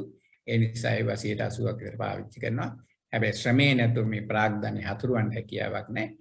ඒ නිසා ශ්‍රම සූක්ෂම ක්‍රම 20% විතර පාවිච්චි කරනවා. දැන් ඊට පස්සේ දැන් ජපානය වගේ රටවල් ගත්තාම දැන් ජපානයේ කාර් නිෂ්පාදනය කිරීමේදී ඇත්තටම සමහර අවස්ථාවලදී මේ මිනිස්සුන්ට කරන්න බැරි කාර්යයන් රොබෝ තාක්ෂණය පාවිච්චි කරලා කරනවා. මොකද සමහර අධික උෂ්ණත්වයේ තියෙන තැන් වලට මේ මිනිස්සුන්ට යන්න බෑ. ඒ නිසා ඒගොල්ලෝ රොබෝ නිෂ්පාදනයට එහෙනම් ප්‍රාග්ධනය තමයි වැඩිපුර පාවිච්චි කරන්නේ. එතකොට තුන්වෙනි ප්‍රශ්නේ තමයි නිෂ්පාදනය කරන්නේ කවුරුන් සඳහාද? To whom to produce. එතකොට දැන් ඇත්තටම දැන් වැඩි මිලක් සහිත අවියායුධ නම් නිෂ්පාදනය කරන්නේ යුදාවින නිෂ්පාදනය කරන්නේ ඒවා මිලදී ගන්න පුළුවන්නේ පොහොසත් පුජ්‍යලයන්. එහෙනම් ඒගොල්ලෝ නිෂ්පාදනය කරන්නේ ධනවත් පුජ්‍යලයන් සඳහා නැත්නම් produce for rich. ඒක rich අයට තමයි නිෂ්පාදනය කරන්නේ. ඊට පස්සේ ඔන්න එතකොට මේ තුන්වෙනි ප්‍රශ්නෙත් ඒගොල්ලෝ විසඳගත්තා. ඒකත් මිල ක්‍රමයේ තුලින්ම තමයි විසඳුනේ. ඒ කියන්නේ වෙළඳපොලේ පාන්නේ වෙළඳපොලේ වැඩිපුර ඉල්ලුම් කරන යුදාවි. ඒතර යුදාවි ඉල්ලුම් කරන්නේ කවුද? ධනවත් පුජ්‍ය rich people. ඒතර ඒගොල්ලන්ට අවශ්‍ය භාණ්ඩය තමයි ඒගොල්ලෝ නිෂ්පාදනය කරේ. දැන් ඊළඟට දෙවෙනි එකට අපිට යනකොට අපි කතා කරනවා සමාජවාදී ආර්ථිකයක් කියලා. ඒතර සමාජවාදී කියලා කියන්නේ අපි දන්නා සමාජවාදී ආර්ථිකය තුළ සියලුම සම්පත් රජය සතුයි. එතකොට දැන් මේගොල්ලන්ගේ මේ මූලික ප්‍රශ්න විසඳීමේදී ප්‍රධාන වශයෙන් වැදගත් වෙන්නේ අපි දන්න මධ්‍යගත සැලසුම් මණ්ඩලයක් කියලා එකක් තියෙනවා. ඒකට අපි කියනවා සෙන්ට්‍රල් ප්ලෑනින් කමිටි කියලා. ඒතර මේ මධ්‍යගත සැලසුම් මණ්ඩලය තමයි තීරණය කරන්නේ අර මූලික ආර්ථික ප්‍රශ්න විසඳන ආකාරය. දැන් පළවෙනි ප්‍රශ්නේ තමයි නිෂ්පාදනය කරන්නේ කුමක්ද කොපමණ ප්‍රමාණයකින්ද කියන එක. ඉතින් අපිට අර උදාහරණයක් ගන්න පුළුවන් ඒ කාර්මිකාංශයේ යුදාවි නිෂ්පාදනය කරනවා කෘෂි කාර්මිකාංශයේ ආහාර ද්‍රව්‍ය නිෂ්පාදනය කරනවා කියලා. එතකොට දැන් සමාජවාදී ආර්ථිකයක ප්‍රධාන අරමුණ තමයි මහජනතාවගේ සුබසාධනය උපරිම කිරීම.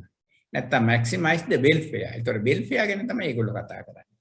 ඒතකොට ඒගොල්ලන්ගේ ලාභ අරමුණක් නැහැ. ඒතකොට එහෙනම් සුබසාධනය උපරිම කර ගැනීම සඳහා ඒ ආකාරයට ගැලපෙන ආකාර නිෂ්පාදන තමයි කරන්න ඕනේ.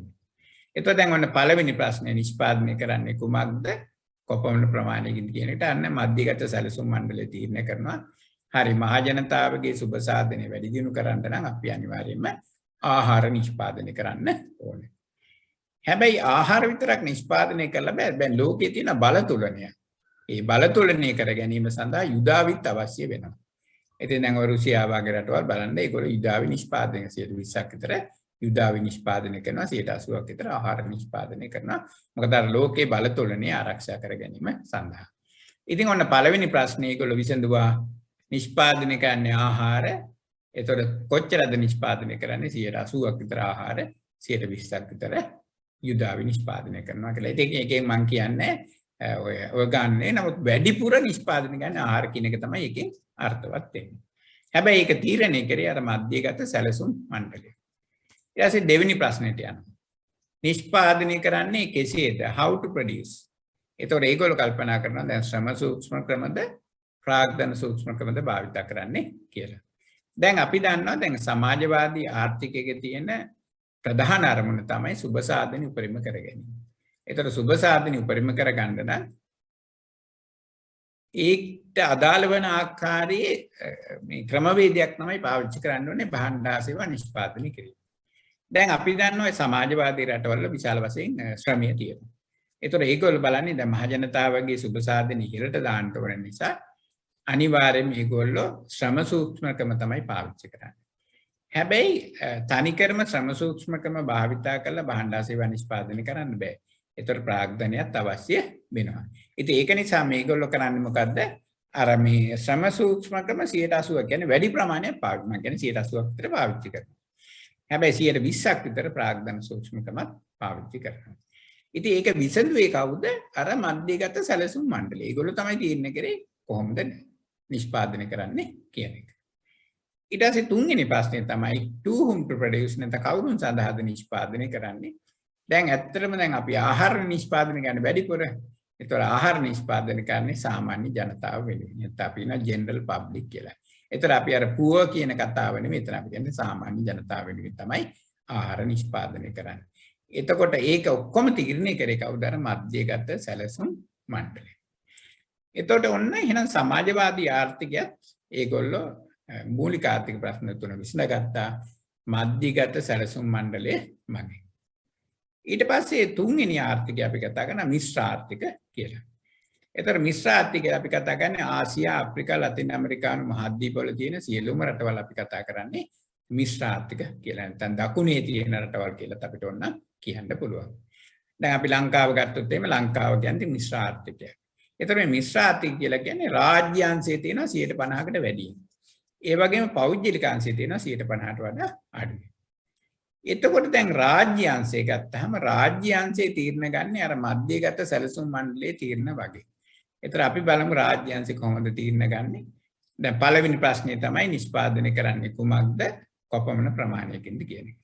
ඒතර කුමක්ද කියන එකට අනිවාර්යයෙන්ම අපි දන්නවා දැන් රාජ්‍යාංශයේ කාර්යභාරය තමයි මහජනතාවගේ සුබසාධනයට ගැලපෙන ආකාරයේ භාණ්ඩා සේවා නිෂ්පාදනය කිරීම. ඉතින් ඒක නිසා රජය තීරණය කරනවා ආහාර වැඩියෙන් නිෂ්පාදනය කරලා ඊට පස්සේ යුදාවි අඩුවෙන් නිෂ්පාදනය කරනවා. මොකද යුදාවි නැතුව කිසිම රටකට ඉන්න බෑ. මොකද ඒකට හේතුව අනිත් රටවල් එක්ක තර්ජන තියෙනවා. කියන්නේ ගැටුම් තියෙනවා. ඒ අවස්ථාවේදී යුදාවි අවශ්‍ය වෙනවා. දැන් ඔය පාකිස්තානයේ වගේ රටවල්, ඉන්දියාව වගේ රටවල්, ඊට පස්සේ උතුරු කොරියාව වගේ රටවල් යුදාවි නිෂ්පාදනය කරනවා. හැබැයි අපේ රටවල් අපි කරන්නේ අපි යුද්ධාව නිෂ්පාදනය කරනවා මත අපි යුද්ධාව මිලදී ගන්නවා. ඉතින් සාමාන්‍යයෙන් 120ක් විතර අපි යුද්ධාව තියා ගන්නවා 80ක් විතර අපේ රටවල ආහාර නිෂ්පාදනය කරනවා.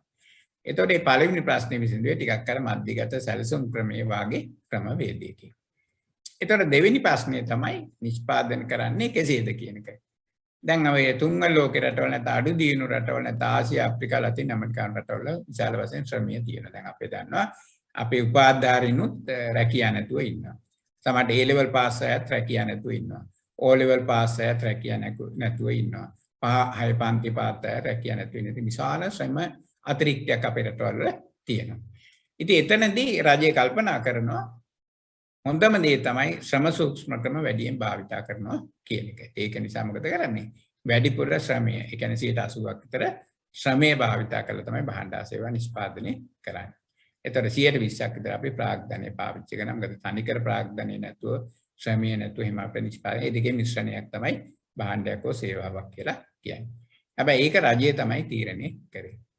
ඒතර තුන්වෙනි ප්‍රශ්නේ තමයි නිෂ්පාදනය කරන්නේ කවුරුන් සඳහාද කියන්නේ. ඒතර එතනදී සාමාන්‍ය ජනතාව වෙනුවෙන් තමයි භාණ්ඩාර සේවා නිෂ්පාදනය කරන්නේ. අපි කියන්නේ to the general public කියලා කතා කරන්නේ. අපි දුප්පත් කියලා කතා කරට rich or poor කියලා අපි කතා poor කියලා කියන්නේ poor කියන්නේ අර කිසි දෙයක් නැති මිනිස්සු නෙමෙයි. නම් සාමාන්‍ය ජනතාව වෙනුවෙන් තමයි නිෂ්පාදනය කරන්නේ කියන එක. ඒතර දැන් රජයේ අර කාර්යභාරය තමයි නිතරම සුබ සාධනේ උපරිම කර ගැනීම. දැන් අපි දන්නවා 1978 නිදහස් වෙනද කලාපේ පිහිටුවනකොටම ඒ කියන්නේ විදේශීය ආයෝජක ලංකාවට එන්න ප්‍රධාන ඒ තමයි අඩු මිලට අපේ ශ්‍රමය මිලදී ගන්න පුළුවන්. ඒ කියන්නේ උපාධාරියාගේ සිට පහළ දක්වා අඩු මිලට ඒ ශ්‍රමය මිලදී ගන්න පුළුවන් වෙච්ච නිසා. ඉතින් ශ්‍රමාතරිත්‍ය තියෙන නිසා. ඊට පස්සේ දැන් අපි දන්නා පෞද්ගලික අංශයේ තියෙන එක 50ට වඩා අඩුයි. ඒ කියන්නේ smaller private sector and the big government. ඒ කියන්නේ විශාල රජයක් සහ කුඩා පෞද්ගලික අංශයක් තමයි මේ රටවල තියෙන්නේ. එතකොට දැන් අපිට දන්නවා පෞද්ගලික අංශේ නැතුව අපිට රටක ආර්ථික සංවර්ධනයක් කරන්න බෑ. ඉතින් ඒක නිසා අපි කියනවා private sector is the engine of growth කියලා. ඒ කියන්නේ ආර්ථික සංවර්ධනයේ දැන් රජයට සියලුම රැකියාව සපයන්න හැකියාවක් නැහැ. ඒක නිසා තමයි පෞද්ගලික අංශයට කියනවා රැකියාව ජනිත කරන්න ඒ සඳහා අවශ්‍ය උපකාර රජය විසින් දෙනවා කියන එක. ඒතර පෞද්ගලික අංශයේ දැන් පළවෙනි ප්‍රශ්නෙට මුහුණ දෙන්න ඕන.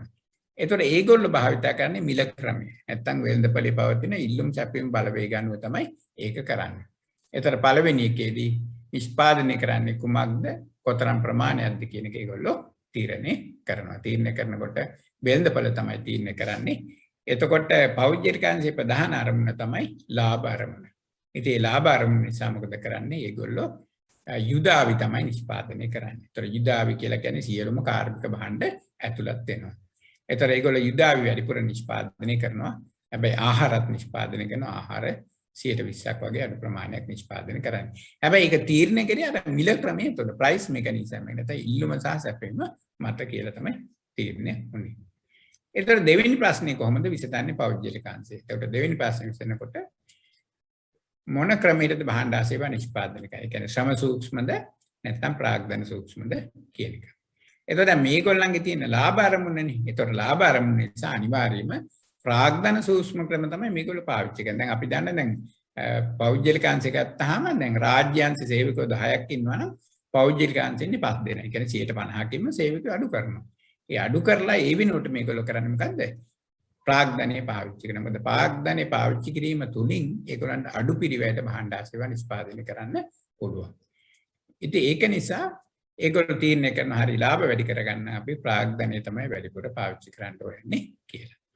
ඉතින් ඒකත් තීරණය කරේ මිල ක්‍රමයේ මගින්. ඊට පස්සේ තුන්වෙනි ප්‍රශ්නේ තමයි නිෂ්පාදනය කරන්නේ කවුරුන් සඳහාද? එතකොට දැන් ඒගොල්ලෝ නිෂ්පාදනය කරන්නේ යුදාවි කියලා කියන්නේ සියලුම කාර්මික භාණ්ඩ. එතකොට මිල ක්‍රමයේ තීරණය කරනවා. එහෙනම් මේවා මිලදී ගන්න පුළුවන් වෙන්නේ ධනවත් පුජ්‍යලයන්ට. එහෙනම් මේගොල්ලෝ නිෂ්පාදනය කරන්නේ ධනවත් පුජ්‍යලයන්. ඒතර ඔන්න ඔය විදිහට ප්‍රධාන කියන්නේ ධනවාදී ආර්ථිකය, සමාජවාදී ආර්ථිකය, මිශ්‍ර ආර්ථිකය කියන ආර්ථිකය තුන කොහොමද මූලික ආර්ථික ප්‍රශ්න විසඳන්නේ කියන එක තමයි ඒකෙදී අපි කතා කරේ. දැන් ඊළඟට අපිට තියෙනවා දැන් අපි දැන් ආර්ථික විද්‍යාව කියන එක ඇත්තටම රඳාපවතින ඉල්ලුම සැපීම මත. ඉල්ලුම සැපීම තමයි ප්‍රධාන වශයෙන් ආර්ථික විද්‍යාවේදී අපි කතා කරන්නේ. එතකොට අපි බලනවා දැන් මේ ඉල්ලුම කියන්නේ මොකක්ද කියන. ඉල්ලුම කියන්නේ භාණ්ඩ සේවා මිලදී ගැනීම සඳහා පාරිභෝගිකයාගේ ඇති කැමැත්ත, ඒ වගේම යම්කිසි භාණ්ඩයක් හෝ සේවාවක් සඳහා යම්කිසි මිලක් ගෙවීමට ඇති කැමැත්ත කියන එක තමයි අපි කතා කරන්නේ ඉල්ලුම කියලා. එතකොට දැන් අපි සාමාන්‍යයෙන් කතා කරන අපිට පුළුවන් ඉල්ලුමට බලපාන සාධක මොනවද කියලා කතා කරන්න. ඒතර අපි දන්නවා ඉල්ලුමට බලපාන සාධක කීපයක් තියෙනවා. ඒතර බලපාන පළවෙනි සාධකය තමයි අපි කියන්නේ සලකා බලන භාණ්ඩේ මිල. ඒතර දෙවෙනියට අපි කතා කරනවා පාරිභෝගිකයාගේ ආදායම. ඊට තුන්වෙනියට අපි කතා කරනවා පාරිභෝගිකයාගේ රුචිය. ඊළඟට අපි කතා කරනවා කාලගුණික දේශගුණික සාධක. දැන් අපි දන්නා දැන් මේ දවස්වල වහිනවා. ඒතර වහිනකොට අපි දන්නවා කුඩ සඳහා විශාල ඉල්ලුමක් ඇති වෙනවා. ඒ වගේම මේ දවස්වල වැස්ස නිසා තේ කෝපි සඳහා වැඩිපුර ඉල්ලුමක් ඇති වෙනවා. එහෙනම් ඉතින් අපිට පැහැදිලි වෙන්නේ මොකද්ද? ඉල්ලුම සඳහා අනිවාර්යයෙන්ම කාලගුණ දේශගුණේ බලපානවා කියලා. ඊළඟට අවසාන එක තමයි අපි කතා කරන සාධකයේ ඉල්ලුමට බලපානවා පාරිභෝගිකයාගේ අපේක්ෂාවන් කියන එක. නැත්නම් අනාගත අපේක්ෂාවන් කියන එක. දැන් අපි දන්නා මේ කාලේ විශාල වශයෙන් ගෑස් එකක් තියෙනවා. ඉතින් අපි බලන්නේ ටක් ගාලා ගෑස් ආපුවාම පුළුවන් නම් 2-3ක් හරි අරන් තියාගන්න. ඒ කියන්නේ අනාගතේ ගෑස් නැති වෙයි කියලා අපි අපේක්ෂා කරනවා. ඉතින් ඒ වගේ නිසා අපි කියනවා එහෙනම් අනාගත අපේක්ෂාවන් කියන එකත් ඉල්ලුමට බලපානවා කියලා. එතකොට දැන් මේක අපිට ගණිතමය විදිහට ඕන ලියන්න පුළුවන්. තව එකක් අපිට අමතක වුණා අනිත් තමයි වෙනත් භාණ්ඩවල මිල කියන එක. ඒතර වෙනත් භාණ්ඩවල මිල කියලා කියන්නේ ආදේශක භාණ්ඩ සහ අනුපූරක භාණ්ඩ. ඒතර මොකද්ද මේ ආදේශක භාණ්ඩ කියලා කියන්නේ? ඒ කියන්නේ දැන් අපිට යම්සි භාණ්ඩයක් වෙනුවට පාවිච්චි කරන්න පුළුවන් භාණ්ඩයක් තමයි අපි කතා කරන්නේ ආදේශකය කියලා. නැත්නම් අපි කියන සබ්ස්ටිටියුට් එක. ඒතර එතනදී අපි කතා දැන් අපිට පුළුවන් හාල් වෙනුවට පාම් මිලදී ගන්න. එහෙනම් හාල් වල ආදේශකය තමයි පාම්. ඒ විදිහට අපිට කතා කරන්න පුළුවන්. ඊට පස්සේ අපි දන්නවා දැන් අනුපූරක භාණ්ඩ කියලා කතා කරනවා. අපි කියන කොම්ප්ලිමෙන්ටරි ගුඩ්ස් කියලා. එතකොට අනුපූරක භාණ්ඩ කියලා කියන්නේ මොනවද? එකක් සමග භාවිතා කරන එක. දැන් අපි දන්න දැන් ඉස්සෙල්ල අපි කතා කර හොඳම උදාහරණය තමයි ටයර් සහ ටියුබ්. දැන් වර්තමානයේ තියෙන ටියුබ්ලස් නේ ඒ නිසා ඒක පාවිච්චි කරන්න බෑ ඒ උදාහරණය. හැබැයි අපි දන්නවා සීනි සහ තේ. ඒ කියන්නේ තේ බොන්න බෑ සීනි නැතුව. ඊට පස්සේ අපිට ඕනනම් කියන්න පුළුවන් බත් සමග එළවලු. මොනවා හරි කරියක් අපිට තියෙන්න බෑ. ඉතින් ඒවා තමයි අපි කතා කරන්නේ අනුපූරක භාණ්ඩ කියලා. ඉතින් එහෙමනම් ඉල්ලුමට බලපානවා වෙනත් භාණ්ඩවල මිලත් බලපානවා. දැන් අපිට මේක ඕනනම් ගණිතමය ප්‍රකාශනයක් විදිහට ලියන්න පුළුවන්. ඒතර ගණිතමය ප්‍රකාශනයක් විදිහට ලියනකොට අපි ලියනවා QD කියලා. QD කියන්නේ quantity demand. ඒ කියන්නේ ඉල්ලුම් ප්‍රමාණය. ඒකට බලපානවා P කියලා නම් P බිඳුව කියලා ලියන්න පුළුවන්. ඒ කියන්නේ සලකා බලන භාණ්ඩයේ මිල. ඇසේ P1 කියලා අපිට ලියන්න පුළුවන් වෙනත් භාණ්ඩවල මිල. ඒ කියන්නේ ආදේශක සහ අනුපූරක. ඊට පස්සේ අපිට ලියන්න පුළුවන් ආදායම. ආදායම y විදිහට ලියන්න පුළුවන්. ඊට පස්සේ අපි ලියනවා අපේ තියෙන රුචිය, ටේස්ට් එක. ඒකට අපි T කියලා ලියනවා. ඊට පස්සේ අපිට ලියන්න පුළුවන් weather conditions. කාලගුණ දේශගුණ බලපාන නිසා W කියලා දාගන්න. ඊට පස්සේ අපි දන්නවා පාරිභෝගිකයාගේ අපේක්ෂාවන්. ඒතර අපේක්ෂාවන් අපි දානවා E කියලා. ඉතින් මේ විදිහට අපිට ගණිතමය ප්‍රකාශනයක් විදිහට ලියන්න පුළුවන්. ඊට පස්සේ අපි ලියනවා ඉල්ලුම් ශ්‍රිතය කියලා එකක්. එතකොට ඉල්ලුම් ශ්‍රිතය අපි ලියන්නේ කොහොමද? QD සමානයි අපි දන්නවා A ඍණ B P කියලා අපි ලියනවා. දැන් මෙතන අපිට ප්‍රශ්නයක් එනවා. දැන් එතකොට දැන් ඉස්සෙල්ලා අපි සාධක කීපයක් ගැන කතා කළා. දැන් ඇයි අපි A ඍණ B P කියලා අපි මේක ලියුවේ කියලා. එතකොට එතනදී එතෙන් දෙන්නේ කොහොමද? ඉල්ලුම් නීතිය කියලා එකක් තියෙනවා. law of demand කියලා. මොකක්ද ඉල්ලුම් නීතිය කියලා කියන්නේ? ඒ කියන්නේ සලකා බලන භාණ්ඩයේ මිල හැර අනිත් සාධක ස්ථාවර පැවතියේදී ඒ කියන්නේ සලකා බලන භාණ්ඩයේ මිලයි ඉල්ලුම් ප්‍රමාණය අතර තියෙන ඍණ සම්බන්ධතාවය තමයි අපි කතා කරන්නේ ඉල්ලුම් නීතිය කියලා. ඒතර ඉල්ලුම් නීතියට එනකොට එහෙමනම් අනිත් සාධක අපි ස්ථාවරයි කියලා පැත්තකට දාලා අපි ලියනවා quantity demand depend on the P. එහෙම නැත්නම් ඉල්ලුම් ප්‍රමාණය රඳා පවතින්නේ මිල මත කියලා අපි ලියනවා. ඉතින් ඒක නිසා අපි ලියනවා QD සමානයි A ඍණ BP කියලා. එතකොට A කියන්නේ මොකද්ද? A කියන්නේ මොකද්ද? ඉල්ලුම් ශ්‍රිතේ අන්තක්ඛණ්ඩය. අපි දන්නවා ඍණ බෑම දැන් ඉල්ලුම් රේඛාවක් ගත්තාම තියෙන ඍණ. ඒ දෙක අතර තියෙන ඍණ සම්බන්ධය. මොකද මිල වැඩි වෙනකොට ඉල්ලුම් ප්‍රමාණය පහළ යනවා. මිල අඩු වෙනකොට ඉල්ලුම් ප්‍රමාණය ඉහළ යනවා. ඒක නිසා තමයි අපි එහෙම ලියන්නේ A ඍණ කියලා. ඒතකොට ඊට පස්සේ B කියලා කියන්නේ මොකද්ද? B කියලා කියන්නේ ඉල්ලුම් ශ්‍රීතේ බෑම නැත්නම් ඉල්ලුම් රේඛාවේ බෑම එක ඍණ බෑම. ඊටසේ P කියලා කියන්නේ සලකා බලන භාණ්ඩේ මිල. ඒතකොට ඒ විදිහට අපිට ලියන්න පුළුවන්. ඊට පස්සේ අපිට පුළුවන් ඉල්ලුම් ලේඛනයක් සකස් කරන්න. ඉල්ලුම් ලේඛනයක් සකස් කරන මේ පැත්තෙන් මිල තියෙනවා. මේ පැත්තෙන් තියෙනවා ඉල්ලුම් ප්‍රමාණය. ඒතකොට මිල අපි හිතමු 10 දී ඉල්ලුම් කරනවා අපි හිතමු 50. ඊට මිල 20 දක්වා වැඩි වෙනකොට මොකද වෙන්නේ?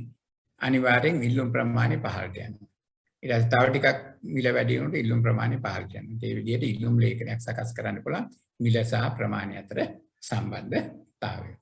ඒතකොට ඒකම අපිට පුළුවන් ඉල්ලුම් රේඛාවකින් පෙන්වන්න කරන්න. ඒතකොට ඉල්ලුම් රේඛාව මේ පැත්තෙන් මිල තියෙනවා. මේ පැත්තෙන් අපිට තියෙනවා ප්‍රමාණය. ඒතකොට ඉහළ මිලේදී අඩු ප්‍රමාණයක් අපිට පෙන්වන්න කරන්නේ. ඇයි මිල පහළ යන්න ප්‍රමාණය මේ පැත්තට වැඩි වෙගෙන යනවා. ඒතකොට ඉල්ලුම් රේඛාව අපිට ඉන්න ඍණ බෑමක් සහිත රේඛාවක් අපිට අඳින්න පුළුවන්. ඒතකොට ඒ විදිහට අපිට ඕන කතා කරන්න ඕන ඉල්ලුම ගැන අපි කතා කරන්නේ. ඒතකොට ඊළඟට තියෙනවා ඉල්ලුමේ අපි කතා කරනවා ඉල්ලුම් රේඛාව දිගේ ගමන් කිරීමක් කියලා. ඒතකොට මොකද්ද මේ ඉල්ලුම් රේඛාව දිගේ ගමන් කිරීම කියලා කියන්නේ?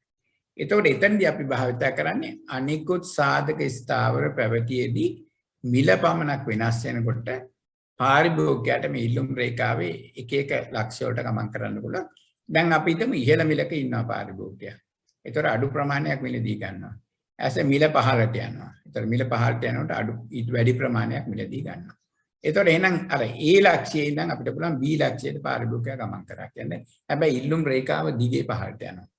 ඊට පස්සේ අපි හිතමු එන්ඩෙන්ඩ මිල ඉහළ යනවා කියලා. ඒතර මිල ඉහළ යනකොට අපි හිතමු අර B ලක්ෂ්‍යයේ ඉඳන් A ලක්ෂ්‍යයට රේඛාව දිගේ ඉහළට ගමන් කරනවා. එතකොට එහෙනම් පාරිභෝගිකයා මේ ඉල්ලුම් වක්‍රයේ දිගේ මිල වෙනස් වීම අනුව ඉහළට පහළට ගමන් කිරීම තමයි අපි කතා කරන්නේ ඉල්ලුම් වක්‍රයේ දිගේ ගමන් කිරීම කියලා. දැන් ඊළඟට අපි දන්නවා ඉල්ලුම් වක්‍රයේ විතැන්වීම ගැන කතා කරනවා. එතකොට මේ විතැන්වීම ගැන කතා කිරීමේදී අපි කතා කරන්නේ මිල ස්ථාවරව පැවතියේදී අනෙකුත් සාධක වෙනස් වීම අනුව මුළු ඉල්ලුම් රේඛාවම මොකද වෙන්නේ? දකුණට ගමන් කරනවද නැත්නම් වමට ගමන් කරනවද කියන එක තමයි එකෙන් කතා කරන්නේ. ඒතර මිල ස්ථාවරයි මිල වෙනස් වෙන්නේ හැබැයි අනිත් සාධක තමයි වෙනස් වෙන්නේ. දැන් අපි හිතමු ආදේශක භාණ්ඩවල මිල වෙනස් වුණා. ඒතර ආදේශක භාණ්ඩවල මිල වෙනස් වුණාම මොකද වෙන්නේ? එක්ක ඉල්ලුම් වක්‍රේ වමට විතැන්වෙනවා එහෙම නැත්නම් දකුණට විතැන්වෙනවා. දැන් අපි හිතමු පාන් වල මිල ඉහළ ගියා. ඒතර පාන් වල මිල ඉහළ ගියාට පස්සේ සහල් සඳහා ඉල්ලුම දකුණට විතැන්වෙනවා. ඒතර මුළු රේඛාවම දකුණට විතැන්වෙනවා. අපි හිතමු පාන් මිල පහළ ගියා. එතන මොකද වෙන්නේ? සහල් සඳහා තියෙන ඉල්ලුම් රේඛාව වමට විතැන්වෙනවා. මොකද දැන් අපිට පාන් මිල දී ගන්න පුළුවන් නිසා. ඊට පස්සේ අපි හිතමු දැන් ආදේශ අනුපූරක භාණ්ඩ ගැන කතා කරලා දැන් අපි හිතමු සීනි මිල ඉහළ යනවා. එතකොට තේ සඳහා ඉල්ලුම අඩු වෙනවා. එතකොට තේ සඳහා තියෙන ඉල්ලුම වක්‍රේ වමට විතැන්වෙනවා. අපි හිතමු සීනි මිල පහළ යනවා. එතකොට දැන් වැඩිපුර තේ බොන්න පුළුවන් ඒ නිසා තේ සඳහා තියෙන ඉල්ලුම් වක්‍රේ දකුණට විතැන්වෙනවා. ඊයස අපිට උන පාරිභෝගිකයාගේ ආදායම වැඩි වෙනවා. ඒතර ඉල්ලුම් රේඛාව දකුණට විතැන්වෙනවා. ඊට පස්සේ අපිට දැන් අයහපත් කාලගුණයක් අද තියෙන්නේ. ඒතර අයහපත් කාලගුණයක් තියෙන අපි හිතමු අයිස් දැන් වහිනවා හරියට. ඒතර වැස්සයියම වහිනකොට අයිස්ක්‍රීම් සඳහා තියෙන ඉල්ලුම අඩු වෙනවා. ඒතර මොකද වෙන්නේ? අයිස්ක්‍රීම් සඳහා තියෙන ඉල්ලුම් රේඛාව වමට විතැන්වෙනවා. හැබැයි කුඩ සඳහා තියෙන ඉල්ලුම් රේඛාව ගත්තොත් ඒක දකුණට විතැන්වෙනවා. මොකද දැන් කුඩයක් නැතුව මේ දවස්වල පාරේ බැලේ යනවා. ඉතින් ඒ විදිහට ඒ කියන්නේ මිල හැර අනිකුත් සාධක බලපෑම නිසා සමස්ත ඉල්ලුම් වක්‍රයට මොකද වෙන්නේ? දකුණටද වමටද විතැන්වෙන්නේ කියන එක තමයි අපි කතා කරන්නේ ඉල්ලුම් වක්‍රයේ විතැන්වීම කියලා. එතකොට ඒ මිල ගණන් යටතේ ඉල්ලුම් වක්‍රය එක්ක දකුණට යනවා එක්ක වමට ගමන් කරනවා. එතකොට ඒක තමයි අපි ඉල්ලුම ගැන කතා කරනකොට කතා කරන්නේ. ඊට පස්සේ අපි කතා කරනවා සැපයුම පිළිබඳ. එතකොට සැපයුම කියලා කියන්නේ මොකද්ද? එතනත් අපි කතා කරන්නේ නිෂ්පාදකයාට භාණ්ඩා සේවා වෙළඳපොළ ඉදිරිපත් කිරීමට ඇති කැමැත්ත, desire කියලා අපි කතා කරන්නේ. එතකොට දැන් සැපයුම සඳහා බලපාන සාධක තියෙනවා. අපි දන්නවා සැපයුම සඳහා පළමුවෙන් බලපානවා ඒ සලකා බලන භාණ්ඩේ මිල අනිවාර්යෙන්ම බලපානවා. ඊළඟට බලපානවා අමුද්‍රව්‍ය මිල. raw materials වල price එක. ඊළඟට බලපානවා තාක්ෂණය. ඊළඟට බලපානවා දැන් මේ කාලේ විදියට weather condition එකත් අනිවාර්යෙන් බලපාන නැත්නම් W. ඊට පස්සේ බලපානවා නිෂ්පාදකයන්ගේ අපේක්ෂාව. දැන් නිෂ්පාදක මේ කාලේ දන්නවා දැන් ඇත්තටම මේ රටේ ආර්ථික ප්‍රශ්නයක් තියෙනවා. අහවල් භාණ්ඩ නිෂ්පාදනය කරොත් මම හිතන්නේ අනාගතේ වැඩි ලාභයක් ලබා ගන්න පුළුවන් කියලා. එහෙම නැත්නම් අහවල් භාණ්ඩ නිෂ්පාදනය කරොත් ලාභය අඩු වෙන්න පුළුවන්. ඒ යනවා නිෂ්පාදකයන් අපේක්ෂාවන් අනුව නිෂ්පාදන ප්‍රමාණය නැත්නම් සැපයුම කියන එක අඩු වැඩි වෙනවා. එතකොට දැන් අපිට මේක අර ලියන්න පුළුවන් ගණිතමය සම්බන්ධයක් විදිහට එහෙම ලියනකොට අපි ලියනවා QS කියලා. QS කියන්නේ quantity supply. ඒ කියන්නේ සැපයුම් ප්‍රමාණය සමානයි P කියලා අපි ලියන නැත්නම් P1 කියලා අපිට ලියන්න පුළුවන් නැත්නම් P බිඳුව කියලා ලියන්න පුළුවන් සලකා බලන භාණ්ඩේ මිල. ඊට පස්සේ අපි ලියනවා PR කියලා. ඒතර PR කියලා කියන්නේ අමුද්‍රව්‍ය මිල, price of raw materials කියන එක ලියන්න පුළුවන්. ඊට පස්සේ T කියන එක අපිට ලියන්න පුළුවන්. ඒ කියන්නේ ටෙක්නොලොජි එක නැත්නම් තාක්ෂණය අනිවාර්යෙන් බලපාන නිසා. දැන් ඊළඟට අපිට ලියන්න පුළුවන් weather condition එක නැත්නම් කාලගුණික දේශගුණික සාධක බලපාන. ඒතර අපි කියනවා W කියන එක ලියනවා. ඊට පස්සේ අපිට පුළුවන් ව්‍යාපාරිකයන්ගේ අපේක්ෂාවන් E කියලා අපිට ඕන ලියන්න පුළුවන්. EP කියලා ඕන ලියන්න පුළුවන්. expectations of producers කියලා. ඉතින් මේ විදිහට අපිට ඕන මේක ගණිතමය සම්බන්ධයක් විදිහට ලියන්න පුළුවන්. ඊට පස්සේ දැන් අපි ඊට අපි ඉගෙන ගන්න සැපයුම් නීතිය කියන එක law of supply. මොකද්ද මේ law of supply කියන්නේ? ඒ කියන්නේ අනිකුත් සාධක ස්ථාවරව පැවතියේදී සලකා බලන භාණ්ඩයේ මිල වෙනස් වෙනකොට සැපයුම් ප්‍රමාණයට සිදුවන ආකාරය නැත්නම් සැපයුම සහ සැපයුම් මිල අතර තියෙන ධන සම්බන්ධතාවය තමයි අපි කතා කරන්නේ සැපයුම් නීතිය කියලා. ඒතර ඒකේ තියෙන්නේ මොකද්ද? මිල වැඩි වෙන්න සැපයුමත් ඉහළ යනවා. මිල අඩු වෙන්න සැපයුමත් පහළ වෙනවා. ඒ කියන්නේ මේ දෙක අතර තියෙන ධන සම්බන්ධතාවය. හැබැයි ඉල්ලුමේ තියෙන්නේ මිල සහ ප්‍රමාණය අතර ඍණ සම්බන්ධය. නෙගටිව් රිලේෂන්ෂිප් එකක්. මේකේ තියෙන්නේ පොසිටිව් රිලේෂන්ෂිප් එකක්. ඉතින් මේ විදිහට අපිට කතා කරන්න පුළුවන් සැපයුම් නීතිය කියන එක. එතකොට අපිට ඕනනම් සැපයුම් ලේඛනයක් සකස් කරන්න පුළුවන්. අපි කියන්නේ සප්ලයි ෂෙඩියුල් එක. මේ පැත්තෙන් මිල තියෙනවා, මේ පැත්තෙන් ප්‍රමාණය තියෙනවා. දැන් අපි හිතමු රුපියල් 10ට අපි සපයනවා 20ක්. ඊයසේ රුපියල් 20 දක්වා මිල ඉහළ යනවා. එතකොට අපි 40ක් සපයනවා. ඊයසේ මිල රුපියල් 30ට යනවා. අපි හිතමු 60ක් සපයනවා. විදිහට මිල වැඩි වෙන්න සැපයුම් ප්‍රමාණය වැඩි වෙනවා. නැත්නම් මිල අඩු වෙන්න සැපයුම් ප්‍රමාණය අඩු වෙනවා. ඒතර මිල සහ ප්‍රමාණය අතර සම්බන්ධය තියෙන ලේඛනයක් අපිට සකස් කරන්න පුළුවන්.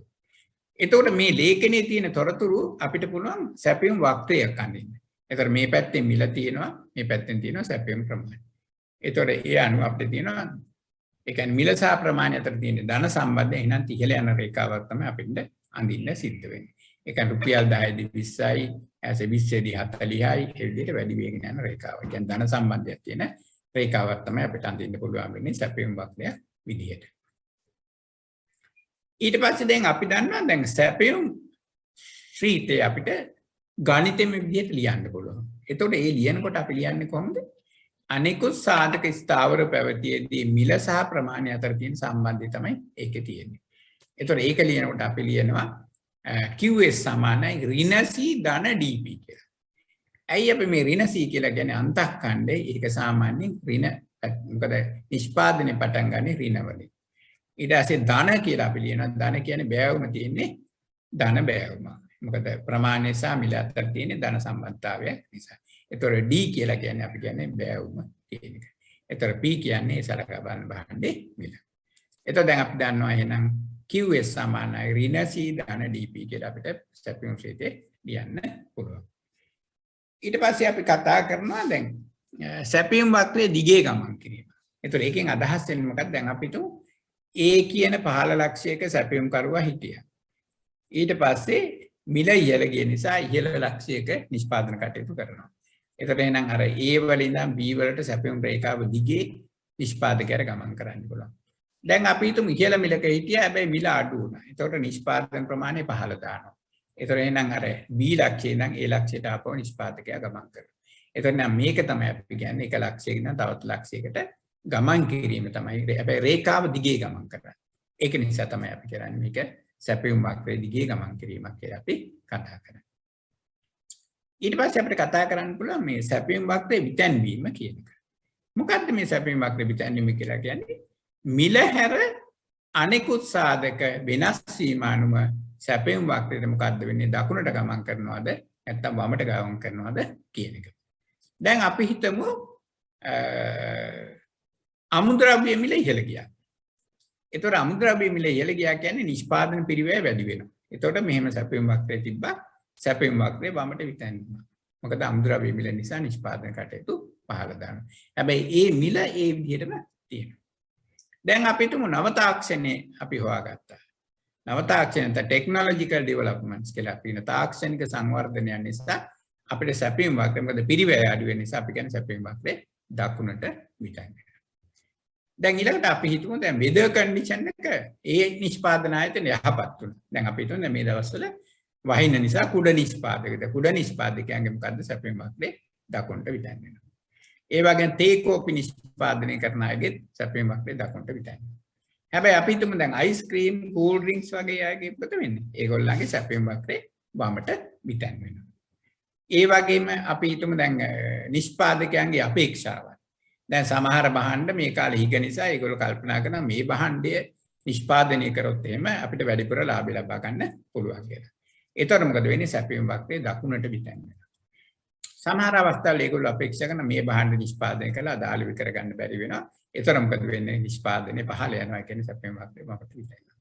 ඒතර ඕක තමයි අපි කියන්නේ සැපයුම් වක්‍රයේ විතැන්වීම කියන එක. දැන් ඊට පස්සේ අපිට වැදගත් සංකල්පයක් තමයි නම්‍යතාවය කියන එක. එතකොට අපි බලමු මොකද්ද මේ නම්‍යතාවය කියන්නේ කියන එක. නම්‍යතාවය කියලා කියන්නේ මොකද්ද? එක් සාධකයක් වෙනස් වෙනකොට අනෙක් සාධකයේ දක්වන ප්‍රතිචාරය. ඒක තමයි අපි කියන්නේ නම්‍යතාවය කියලා. එතකොට දැන් අපි සාමාන්‍යයෙන් කතා කරන ඉල්ලුම සැපයුම් වාගේ දේවල් නේ අපි කතා කරන්නේ ආර්ථික විද්‍යාවේ.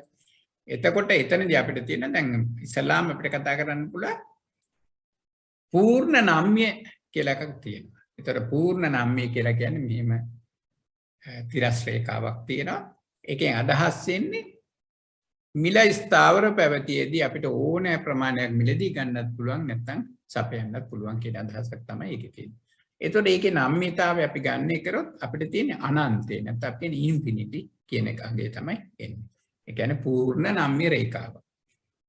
ඊට පස්සේ අනිත් එක තියෙනවා පූර්ණ අනම්‍ය. මේ රේඛාවක් තියෙනවා. ඒ රේඛාව අපි කතා කරන්නේ එතෙන්දි වෙන්නේ මොකද්ද? ඒ කියන්නේ ප්‍රමාණය ස්ථාවරයි මිල කොච්චර අඩු වැඩි වුණත් ඒ ප්‍රමාණය විතරයි අපිට මිලදී ගන්න හරි සපයන්න හරි පුළුවන් වෙන්නේ. එතකොට දැන් අපි ලංකාවේ ගත්තොත් ඒ ලංකාවේ ලෝකේ ඕනෑම රටක අපි සාමාන්‍ය පිළිගෙන තියෙන දෙයක් තමයි දැන් ලුණු සඳහා තියෙන ඉල්ලුම ඒ කියන්නේ පූර්ණ අනම්‍ය ඉල්ලුමක් කියලා. මොකද ඒකට හේතුව දැන් මිල අඩු වැඩි වුණා කියලා අපිට ලුණු වැඩියෙන් කන්නත් බෑ අඩුවෙන් කන්නත් බෑ. ඒ ස්ථාවර ප්‍රමාණයක් තමයි සාමාන්‍ය. පොඩි වෙනස්කම් තියෙනවා. නමුත් ස්ථාවර ප්‍රමාණයක් තමයි අපි මිලදී ගන්න. එන අපිට තියෙන පූර්ණ අනම්‍ය ඉල්ලුම් වක්‍රයක් මේ විදිහට. ඒකට ඒකේ නම්‍යතාවය ගන්න කරොත් බිඳුවයි. ඊට පස්සේ අපිට තියෙනවා ඒකීය නම්‍යතාවය. ඒ කියන්නේ මිල වෙනස් වෙන ප්‍රමාණයට තමයි ප්‍රමාණයත් ඒ කියන්නේ ඉල්ලුම් ප්‍රමාණයත් වෙනස් වෙන්නේ. ඒතර ඒකීය නම්‍යතාවය මෙහෙම පහළ බයින රේඛාවක්.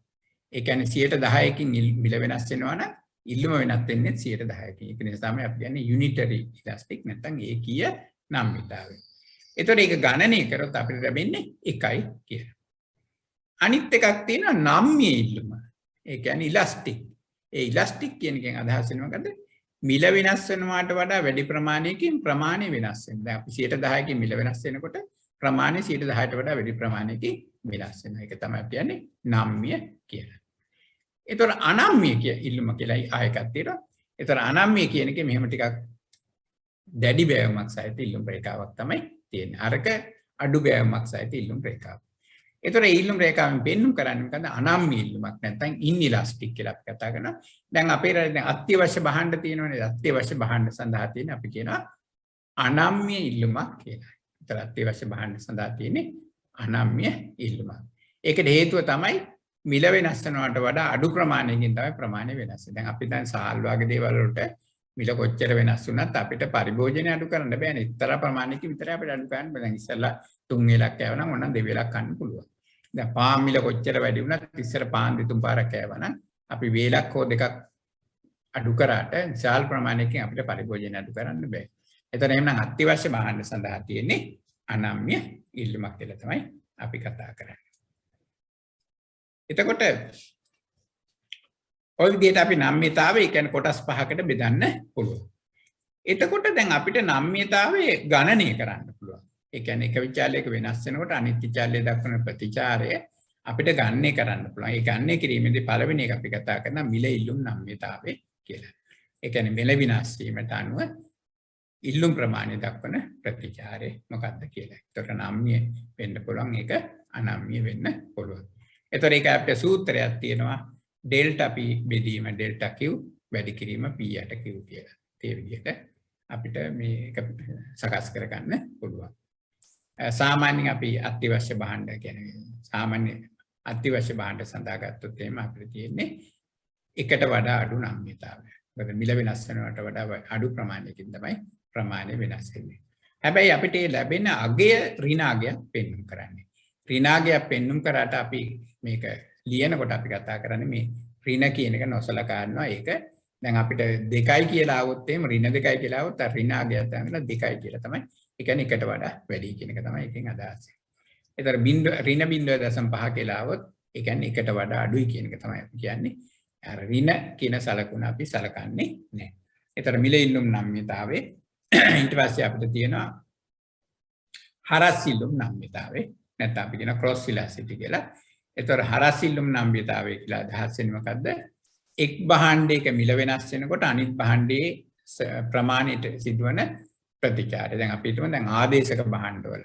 දැන් ආදේශක භාණ්ඩ ගත්තොත් එහෙම පාම් මිල වෙනස් වෙනකොට සහල් සඳහා ඉල්ලුම මොකද වෙන්නේ? පාම් මිල ඉහළ ගියොත් සහල් සඳහා ඉල්ලුම වැඩි වෙනවා. පාම් මිල ඉහළ ගියොත් සහල් සඳහා ඉල්ලුම වැඩි වෙනවා. ඒතර පාම් මිල පහළ ගියොත් එහෙම සහල් සඳහා ඉල්ලුමත් පහළ වෙනවා. ඒතර එතන තියෙන්නේ ධන සම්බන්ධතාවය. ඒතර ඒක තමයි අපි කියන්නේ සාමාන්‍ය හරස් ඉල්ලුම් නම්‍යතාවය ක්‍රොස් ඉලාස්ටික් කියලා කියන්නේ. අනිත් එක ගත්තොත් දැන් අපි අනුපූරක භාණ්ඩ ගත්තොත් මොකද වෙන්නේ? අනුපූරක භාණ්ඩ කියලා කියන්නේ එකක් එක්ක තවත් පාවිච්චි කරන භාණ්ඩ. අපිටම සීනි වල මිල ඉහළ ගියොත් තේ සඳහා ඉල්ලුම පහළ යනවා. ඒතර සීනි මිල පහළ ගියොත් තේ සඳහා ඉල්ලුම වැඩි වෙනවා. ඒතර මේ දෙක අතර තියෙන ඍණ සම්බන්ධතාවය තමයි අපිට පෙන්වන්න කරන්නේ. අනිත් එක තමයි අපිට ඡාප නම්‍යතාවය කියලා එකක් අපි ගන්න කරනවා. මොකක්ද මේ ඡාප නම්‍යතාවය කියලා කියන්නේ ආක්කිලාසිටි කියලා කියන.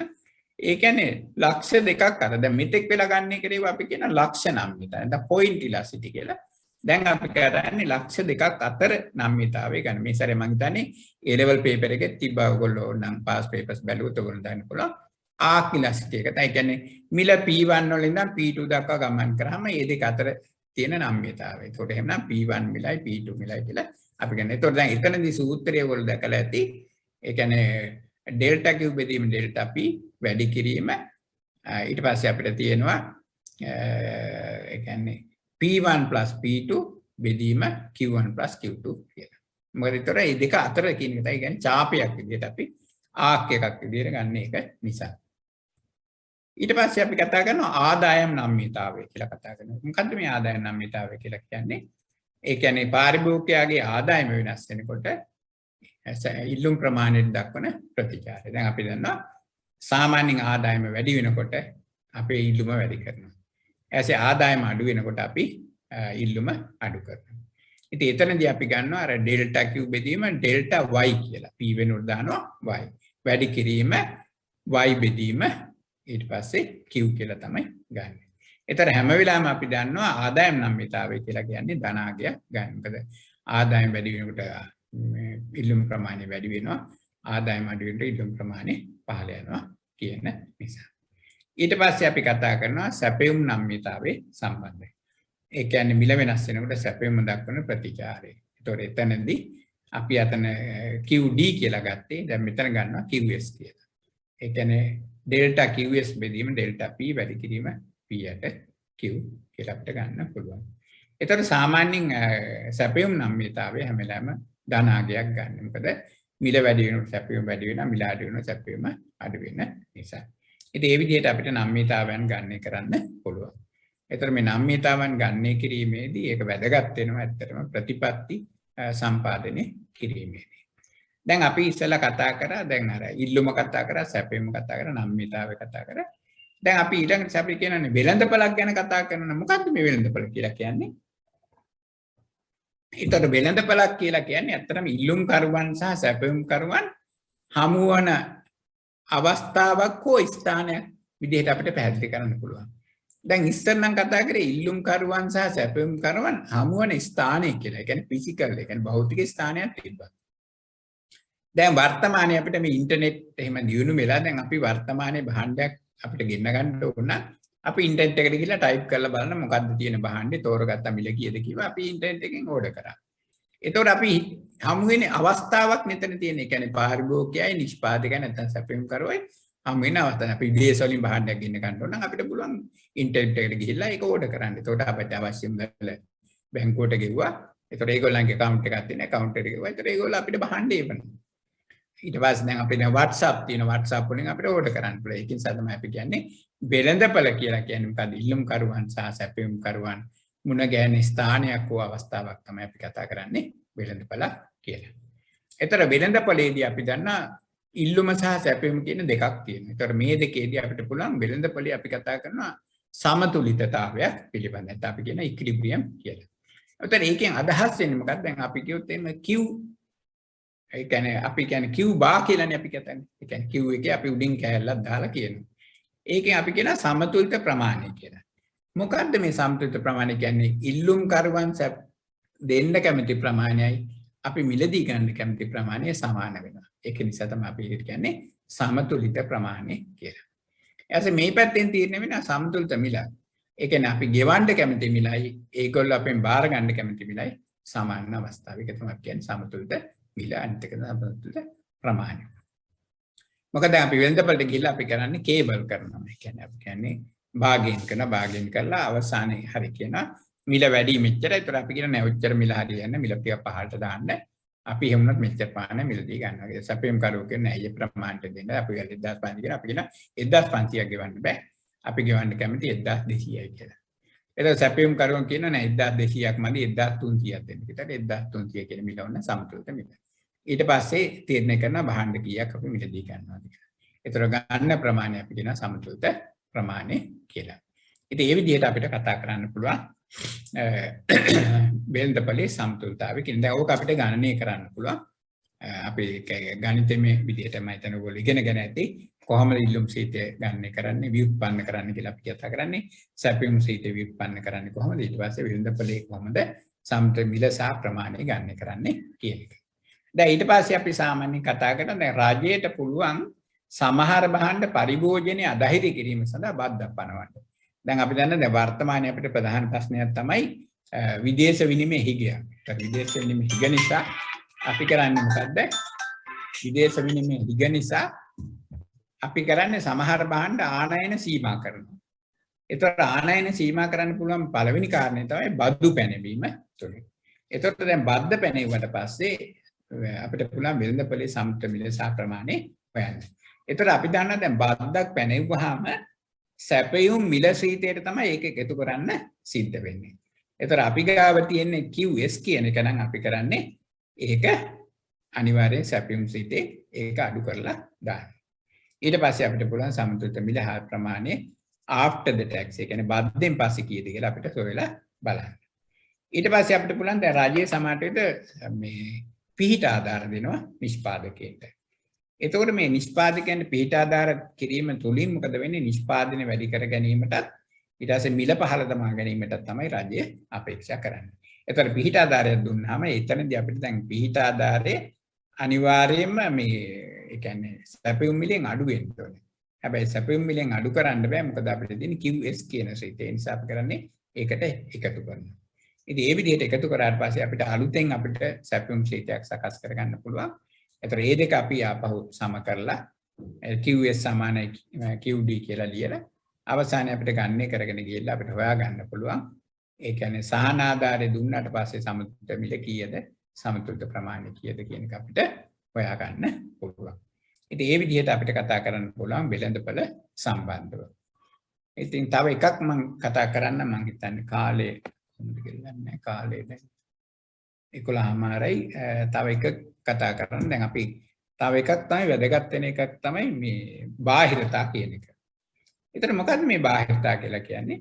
ඒතර බාහිරතා කියලා කියන්නේ දැන් ඒ කියන්නේ නිෂ්පාදකයෝ පරිභෝගකයෝ ඒ කියන්නේ තමන්ගේ කාර්යභාරයක් නොමැතිව තමන්ට එක්තරා ආකාරයක බලපෑමක් වෙනවා නම් ඒක තමයි අපි කතා කරන්නේ බාහිරතා කියලා. ඒතර ප්‍රධාන වශයෙන් බාහිරතා කොටස් දෙකකට බෙදන්න පුළුවන්. පළවෙනි එක අපි කියන පරිභෝජන බාහිරතා සහ නිෂ්පාදන බාහිරතා කියලා. ඒතර මේ පරිභෝජන බාහිරතාත් ආපහු අපි කතා කරන කොටස් දෙකකට ධන පරිභෝජන බාහිරතා සහ ඍණ පරිභෝජන බාහිරතා කියලා. ඒතර නිෂ්පාදන බාහිරතාත් අපි කතා කරනවා ධන නිෂ්පාදන බාහිරතා සහ ඍණ නිෂ්පාදන බාහිරතා කියලා. දැන් මොකක්ද අපි බලමු මේ ධන පරිභෝජන බාහිරතා කියලා කියන්නේ. දැන් අපි හිතමු දැන් පුජ්‍යලෙක් ඔන්න කේක් කනවා.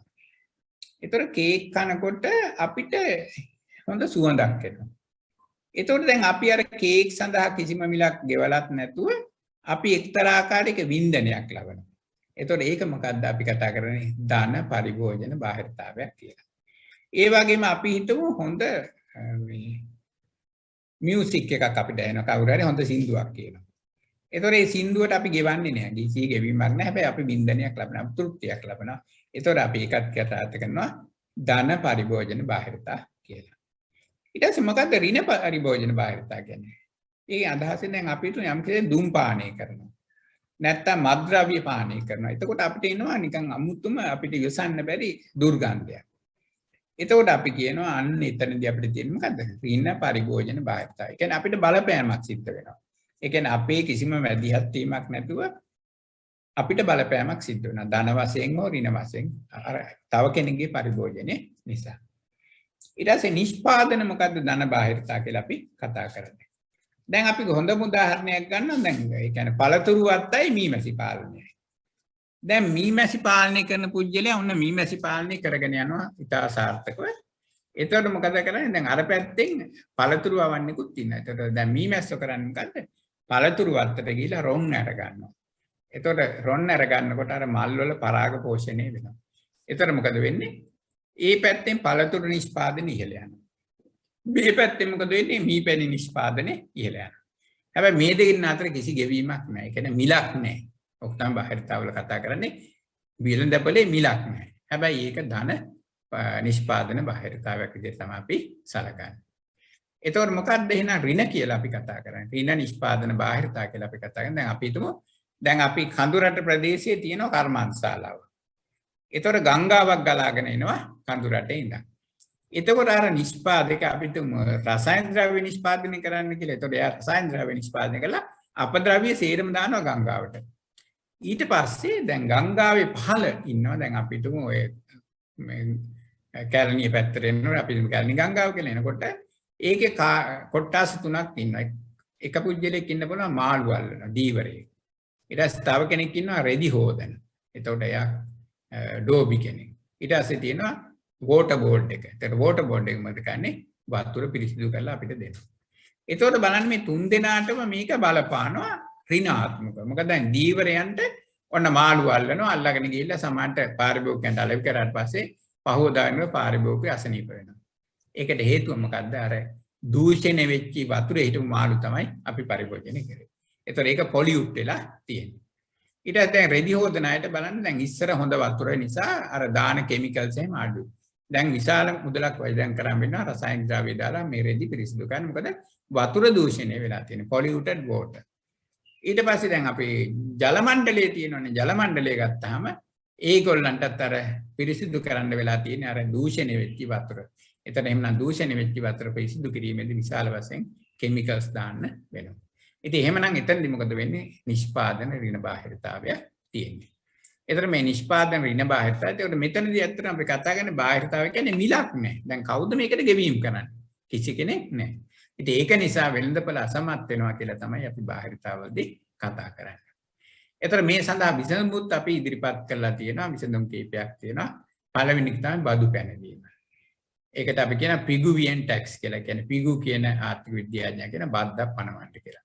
දැන් අර කිමිකල් නිෂ්පාදකයාට අපි හිතමු ඒගොල්ලෝ නිෂ්පාදනයෙන් 1 ලීටරයකට රුපියල් 100ක බද්දක් පැනෙනවා. ඒතර බද්ද පැනෙව්වට පස්සේ මොකද වෙන්නේ? ඒගොල්ලන්ගේ නිෂ්පාදනය අඩු කරනවා. ඒතර මොකද වෙන්නේ? සැපයුම් වක්‍රේ වමට පිටන් වෙනවා. ඒතර මොකද වෙන්නේ? මිල ඉහළ යනවා, නිෂ්පාදනය අඩු වෙනවා. අනිත් එක තමයි අපිට කියන්නේ දැන් බාගේන් කරන. ඒ කියන්නේ ප්‍රොපර්ටි රයිට්ස්. ඒ කියන්නේ දීපල අයිතිය තහවුරු කරන්න ඕනේ කියලා. දැන් අපි බලන්න දැන් ගඟ අයිති කාටද?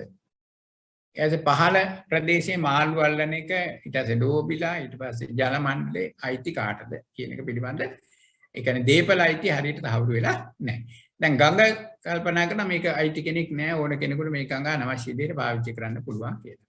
හැබැයි දීපල අයිති තහවුරු කරාම ඒක කරන්න බෑ. දැන් අපි හිතමු දැන් පහළ ප්‍රදේශයේ ඉන්න අර මාළු අල්ලන අයයි ඊට පස්සේ වෝටර් බෝඩ් එකයි ඊට පස්සේ රෙදි සෝදන අයයි අතර ගිවිසුමක් ඇති කර ගන්න පුළුවන් අර රසායනික නිෂ්පාදන කර්මාන්තශාලාවත් එක්ක.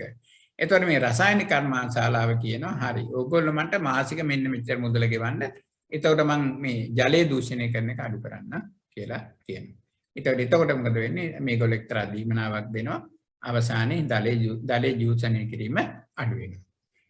එහෙම නැත්තම් පුළුවන් දැන් අර රසායන ද්‍රව්‍ය කර්මාන්තශාලාවටම අර පහළ ඒ කියන්නේ දීවර කර්මාන්තයයි ඩෝබිගේ වැඩේ ජලය පිරිසිදු කිරීමයි. එතකොට ඔන්න දීපල අයිති තහවුරු වෙනවා. එතකොට ඒ ටික ඔක්කොම මිලදී ගන්න පුළුවන්. එතකොට මොකද වෙන්නේ? අර දල දූෂණය කියන එක අඩු කරගන්න. එතකොට රසායනික කර්මාන්තශාලාව ඒගොල්ලෝ අර අපද්‍රව්‍ය ගඟට දාන්නේ නැහැ. ඉතින් එහෙම කරන්න පුළුවන්. එතකොට තව එකක් තමයි දැන් අපි ඒව ඇත්තටම ඔය කතා කරන්නේ ඒ කියන්නේ බාහිරතහ අභ්‍යන්තරීකරණය කිරීම කියන එක.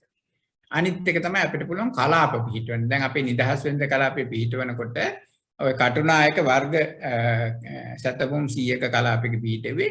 ඒ කියන්නේ සියලුම කර්මාන්තශාලා එක තැනකට ගේන්න පුළුවන්. එතකොට අර වායු දූෂණය වෙන එක අනිත් ප්‍රදේශ වලට බලපෑම අඩු වෙනවා. ඒක තමයි කියන්නේ සෝනල් සිස්ටම් එක. ඒ කියන්නේ අපි කියන්නේ කොග්ගල, බියගම, පල්ලේ කැලේ ඔය විදිහට අර එක කලාප පිහිටවන. ඒක කලාපය තුල විතරයි දූෂණය වෙන්නේ කියන එක. ඒතර අනිත් එක තමයි දැන් අපි හිතමු අර තව එක උදාහරණයක් මට කතා කරන්න. දැන් අපිට උඩරට ප්‍රදේශයේ තියෙන පොඩි කැලෑවක් තියෙනවා. ඊට පස්සේ ටුවරිස්ට් හොටෙල් එකක් තියෙනවා. ඒතර මේ ටුවරිස්ට් හොටෙල් එකට එන සංචාරකයන් ප්‍රමාණය තීරණය වෙන්නේ කොහොමද? අර නිදහස් කැලෑවක් තියෙන ප්‍රදේශෙ ගිහලා සුන්දරත්වයක් අත්විඳින්න එක තමයි සිද්ධ කරගන්නේ. ඒකට තමයි සංචාරකයෝ එන්නේ. ඉතින් ටුවරිස්ට් අරයිවල් එක වැඩි වෙලා තියෙනවා. හැබැයි ඒකේ එක පුජ්‍යලේ ගස් කපනවා. ඒතර ගස් කපනකොට මොකද වෙන්නේ? අර සුන්දර පරිසරය අඩු වෙන සංචාරකයන් පැමිණෙන ප්‍රමාණය අඩු වෙනවා. ඒතකොට දැන් මේ දෙන්න අතර පොඩි කේවල් කිරීමක් ඇති වෙනවා. ඒතර කේවල් කිරීම නැත්නම් බාගේන් එකක් ඇති වෙලා සංචාරක ව්‍යාපාරය ඇති කෙනා කියන හරි මම ගස් කපන්න එපා.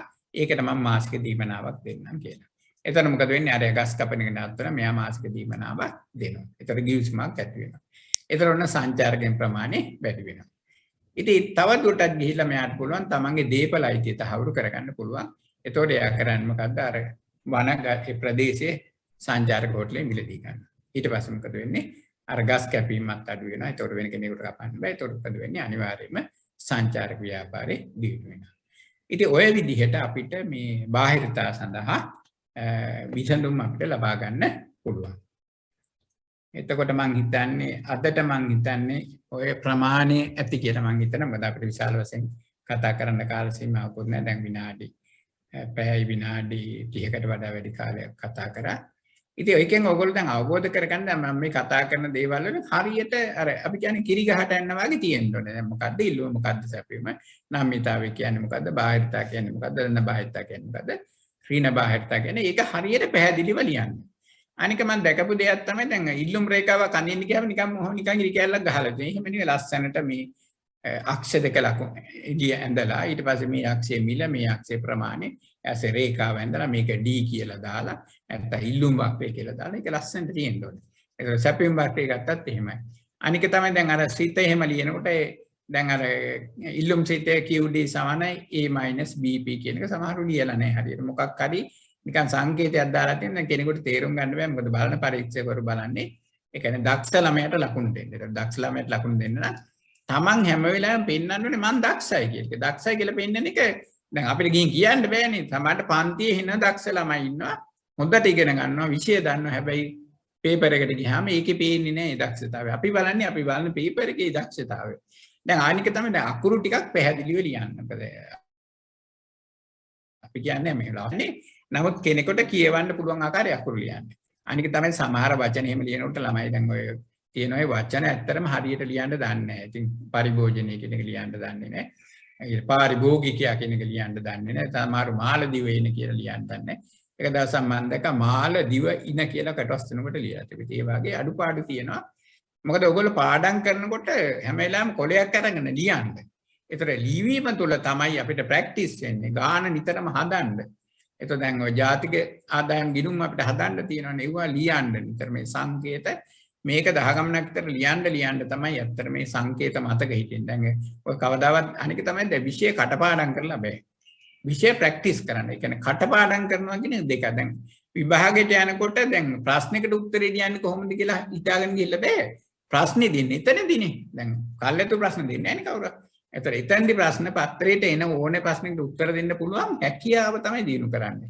ඒ කියන්නේ දැනුම පෝෂණය කරගන්න. දැන් ඉල්ලුම කියන එක පිළිබඳ සියලුම තොරතුරු දන්නවනම් කොයි ක්‍රමයකට හුවත් ඔයා දන්න උත්තර දෙන්න.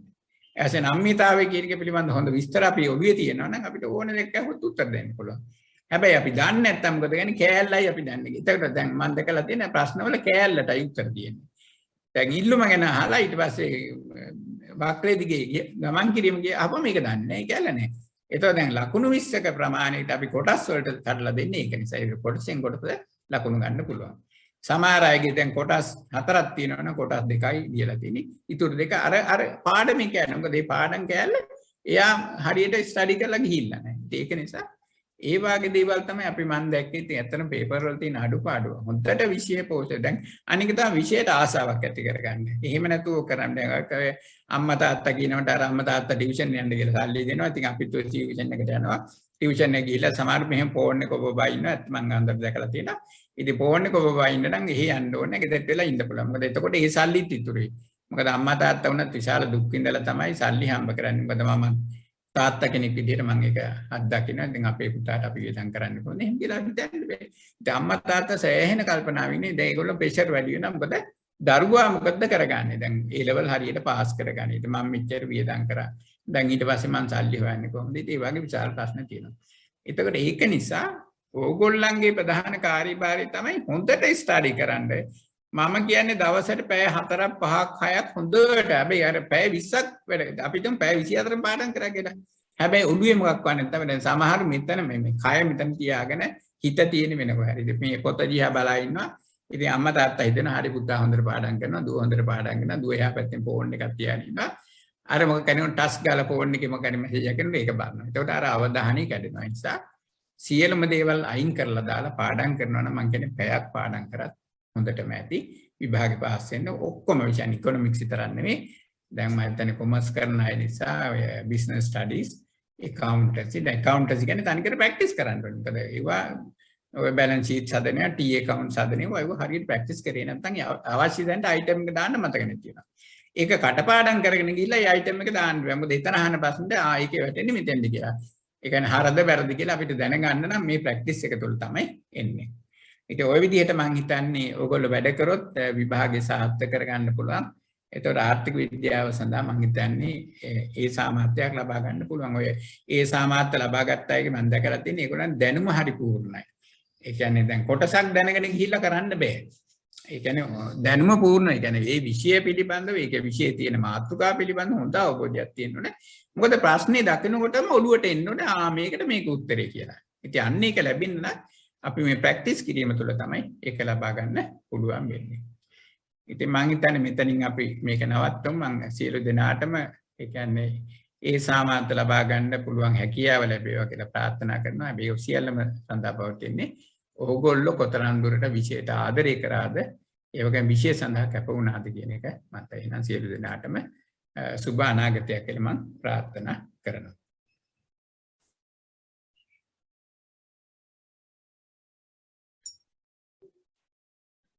ආර්ථික විද්‍යාවේ පදනම වූ හිගකම මෙන්ම ඉල්ලුම සැපයීම වැනි වැදගත් ආර්ථික විද්‍යා සංකල්ප පිළිබඳව විශාල දැනුම් සම්භාරයක් ලබා දෙමින් සිදු කළ ඒ හරවත් දේශනය සියලුම නංගිලා මල්ලිලාට ඔවුන්ගේ විභාගයට විශාල පිටුවහලක් වෙන්න ඇති. ඉතින් මෙවන් දේශනයක් සිදු කළ කැලණිය විශ්වවිද්‍යාලයේ සමාජ විද්‍යා අධ්‍යයන පීඨයේ ආර්ථික විද්‍යා අධ්‍යයන අංශයේ මහාචාර්ය එච්.එම්. නවරත්න මහතාට බෙහෙවින්ම ස්තුතියි. ඒ වගේම මේ ව්‍යාපෘතිය සඳහා අපට නිවැරදි මඟ පෙන්වීම ලබා දෙන අප අංශයේ අංශාධිපති ජ්‍යෙෂ්ඨ කතිකාචාර්ය ප්‍රියදර්ශන පීරිස් ගුරු පියාණන්ටත් ව්‍යාපෘතිය සිදු කිරීමේදී ගුරුහරුකම් ලබා දෙමින් වගේම විශේෂයෙන්ම සම්පත්ධාරීන් සොයා ගැනීමේදී අපට විශාල ශක්තියක් ලබා දුන් හිටපු අංශ ප්‍රධානී ආචාර්ය නදීරා ජනාධරී ගුරු මෑණියන්ටත් සියලුම ව්‍යාපෘති සිදු කිරීමේදී අපිත් සමග සිටින ඒ මහා ශක්තිය එහෙත් ශිෂ්‍ය සංගමයේ ජ්‍යෙෂ්ඨ භාණ්ඩාගාරික වශයෙන් කටයුතු කරන කතිකාචාර්ය රුෂ්ණා ප්‍රීණා ගුරු මෑණියන් ඇතුළු සෑම මොහොතකම ගුරුහරුකම් ලබා දෙන සියලුම කතිකාචාර්ය මඩුල්ලටත් බෙහෙවින්ම ස්තුතියි. ඒ වගේම තමයි විශේෂයෙන්ම අද වැඩසටහනට සම්බන්ධ වූ අපේ ආදරණීය නංගිලා මල්ලිලා හැමෝටමත් බෙහෙවින්ම ස්තුතියි. වැඩසටහනේ සංවිධාන කටයුතු සිදු කරමින් විශේෂ දායකත්වයක් ලබා දෙන අපේ සහෝදර සහෝදරියන්වත් මම මේ වෙලාවේ මතක් කරනවා. ඉතින් අද දින පවත්වනු ලැබූ ආර්ථික විද්‍යාව විෂයෙන් මෙන්ම නොවැළැක්විය හැකි හේතුවක් මත කල් දමනු ලැබූ ව්‍යාපාර අධ්‍යයන සම්මන්ත්‍රණය අප්‍රේල් 20 වන දින මෙහෙයවීමට අප සියලුම වැඩ කටයුතු සූදානම් කර තියෙනවා. එයට තවමත් ලියාපදිංචි නොවූ ඔබගේ මිතුරු මිත්‍රයන් සිටිනවා නම් මේ සම්බන්ධයෙන් ඔවුන් දැනුවත් කරන මෙන් ආදරෙන් මතක් කර සිටිනවා. ඉතින් මෙතෙක් අප සම්මන්ත්‍රණය සමග සම්බන්ධ වූ සියලුම දෙනාට බෙහෙවින්ම ස්තුතියි. ඒ වගේම ලබන්නා වූ අලුත් අවුරුද්ද සැමට සාමය සතුට පිරි සෞභාග්‍යමත් නව වසරක් වේවා.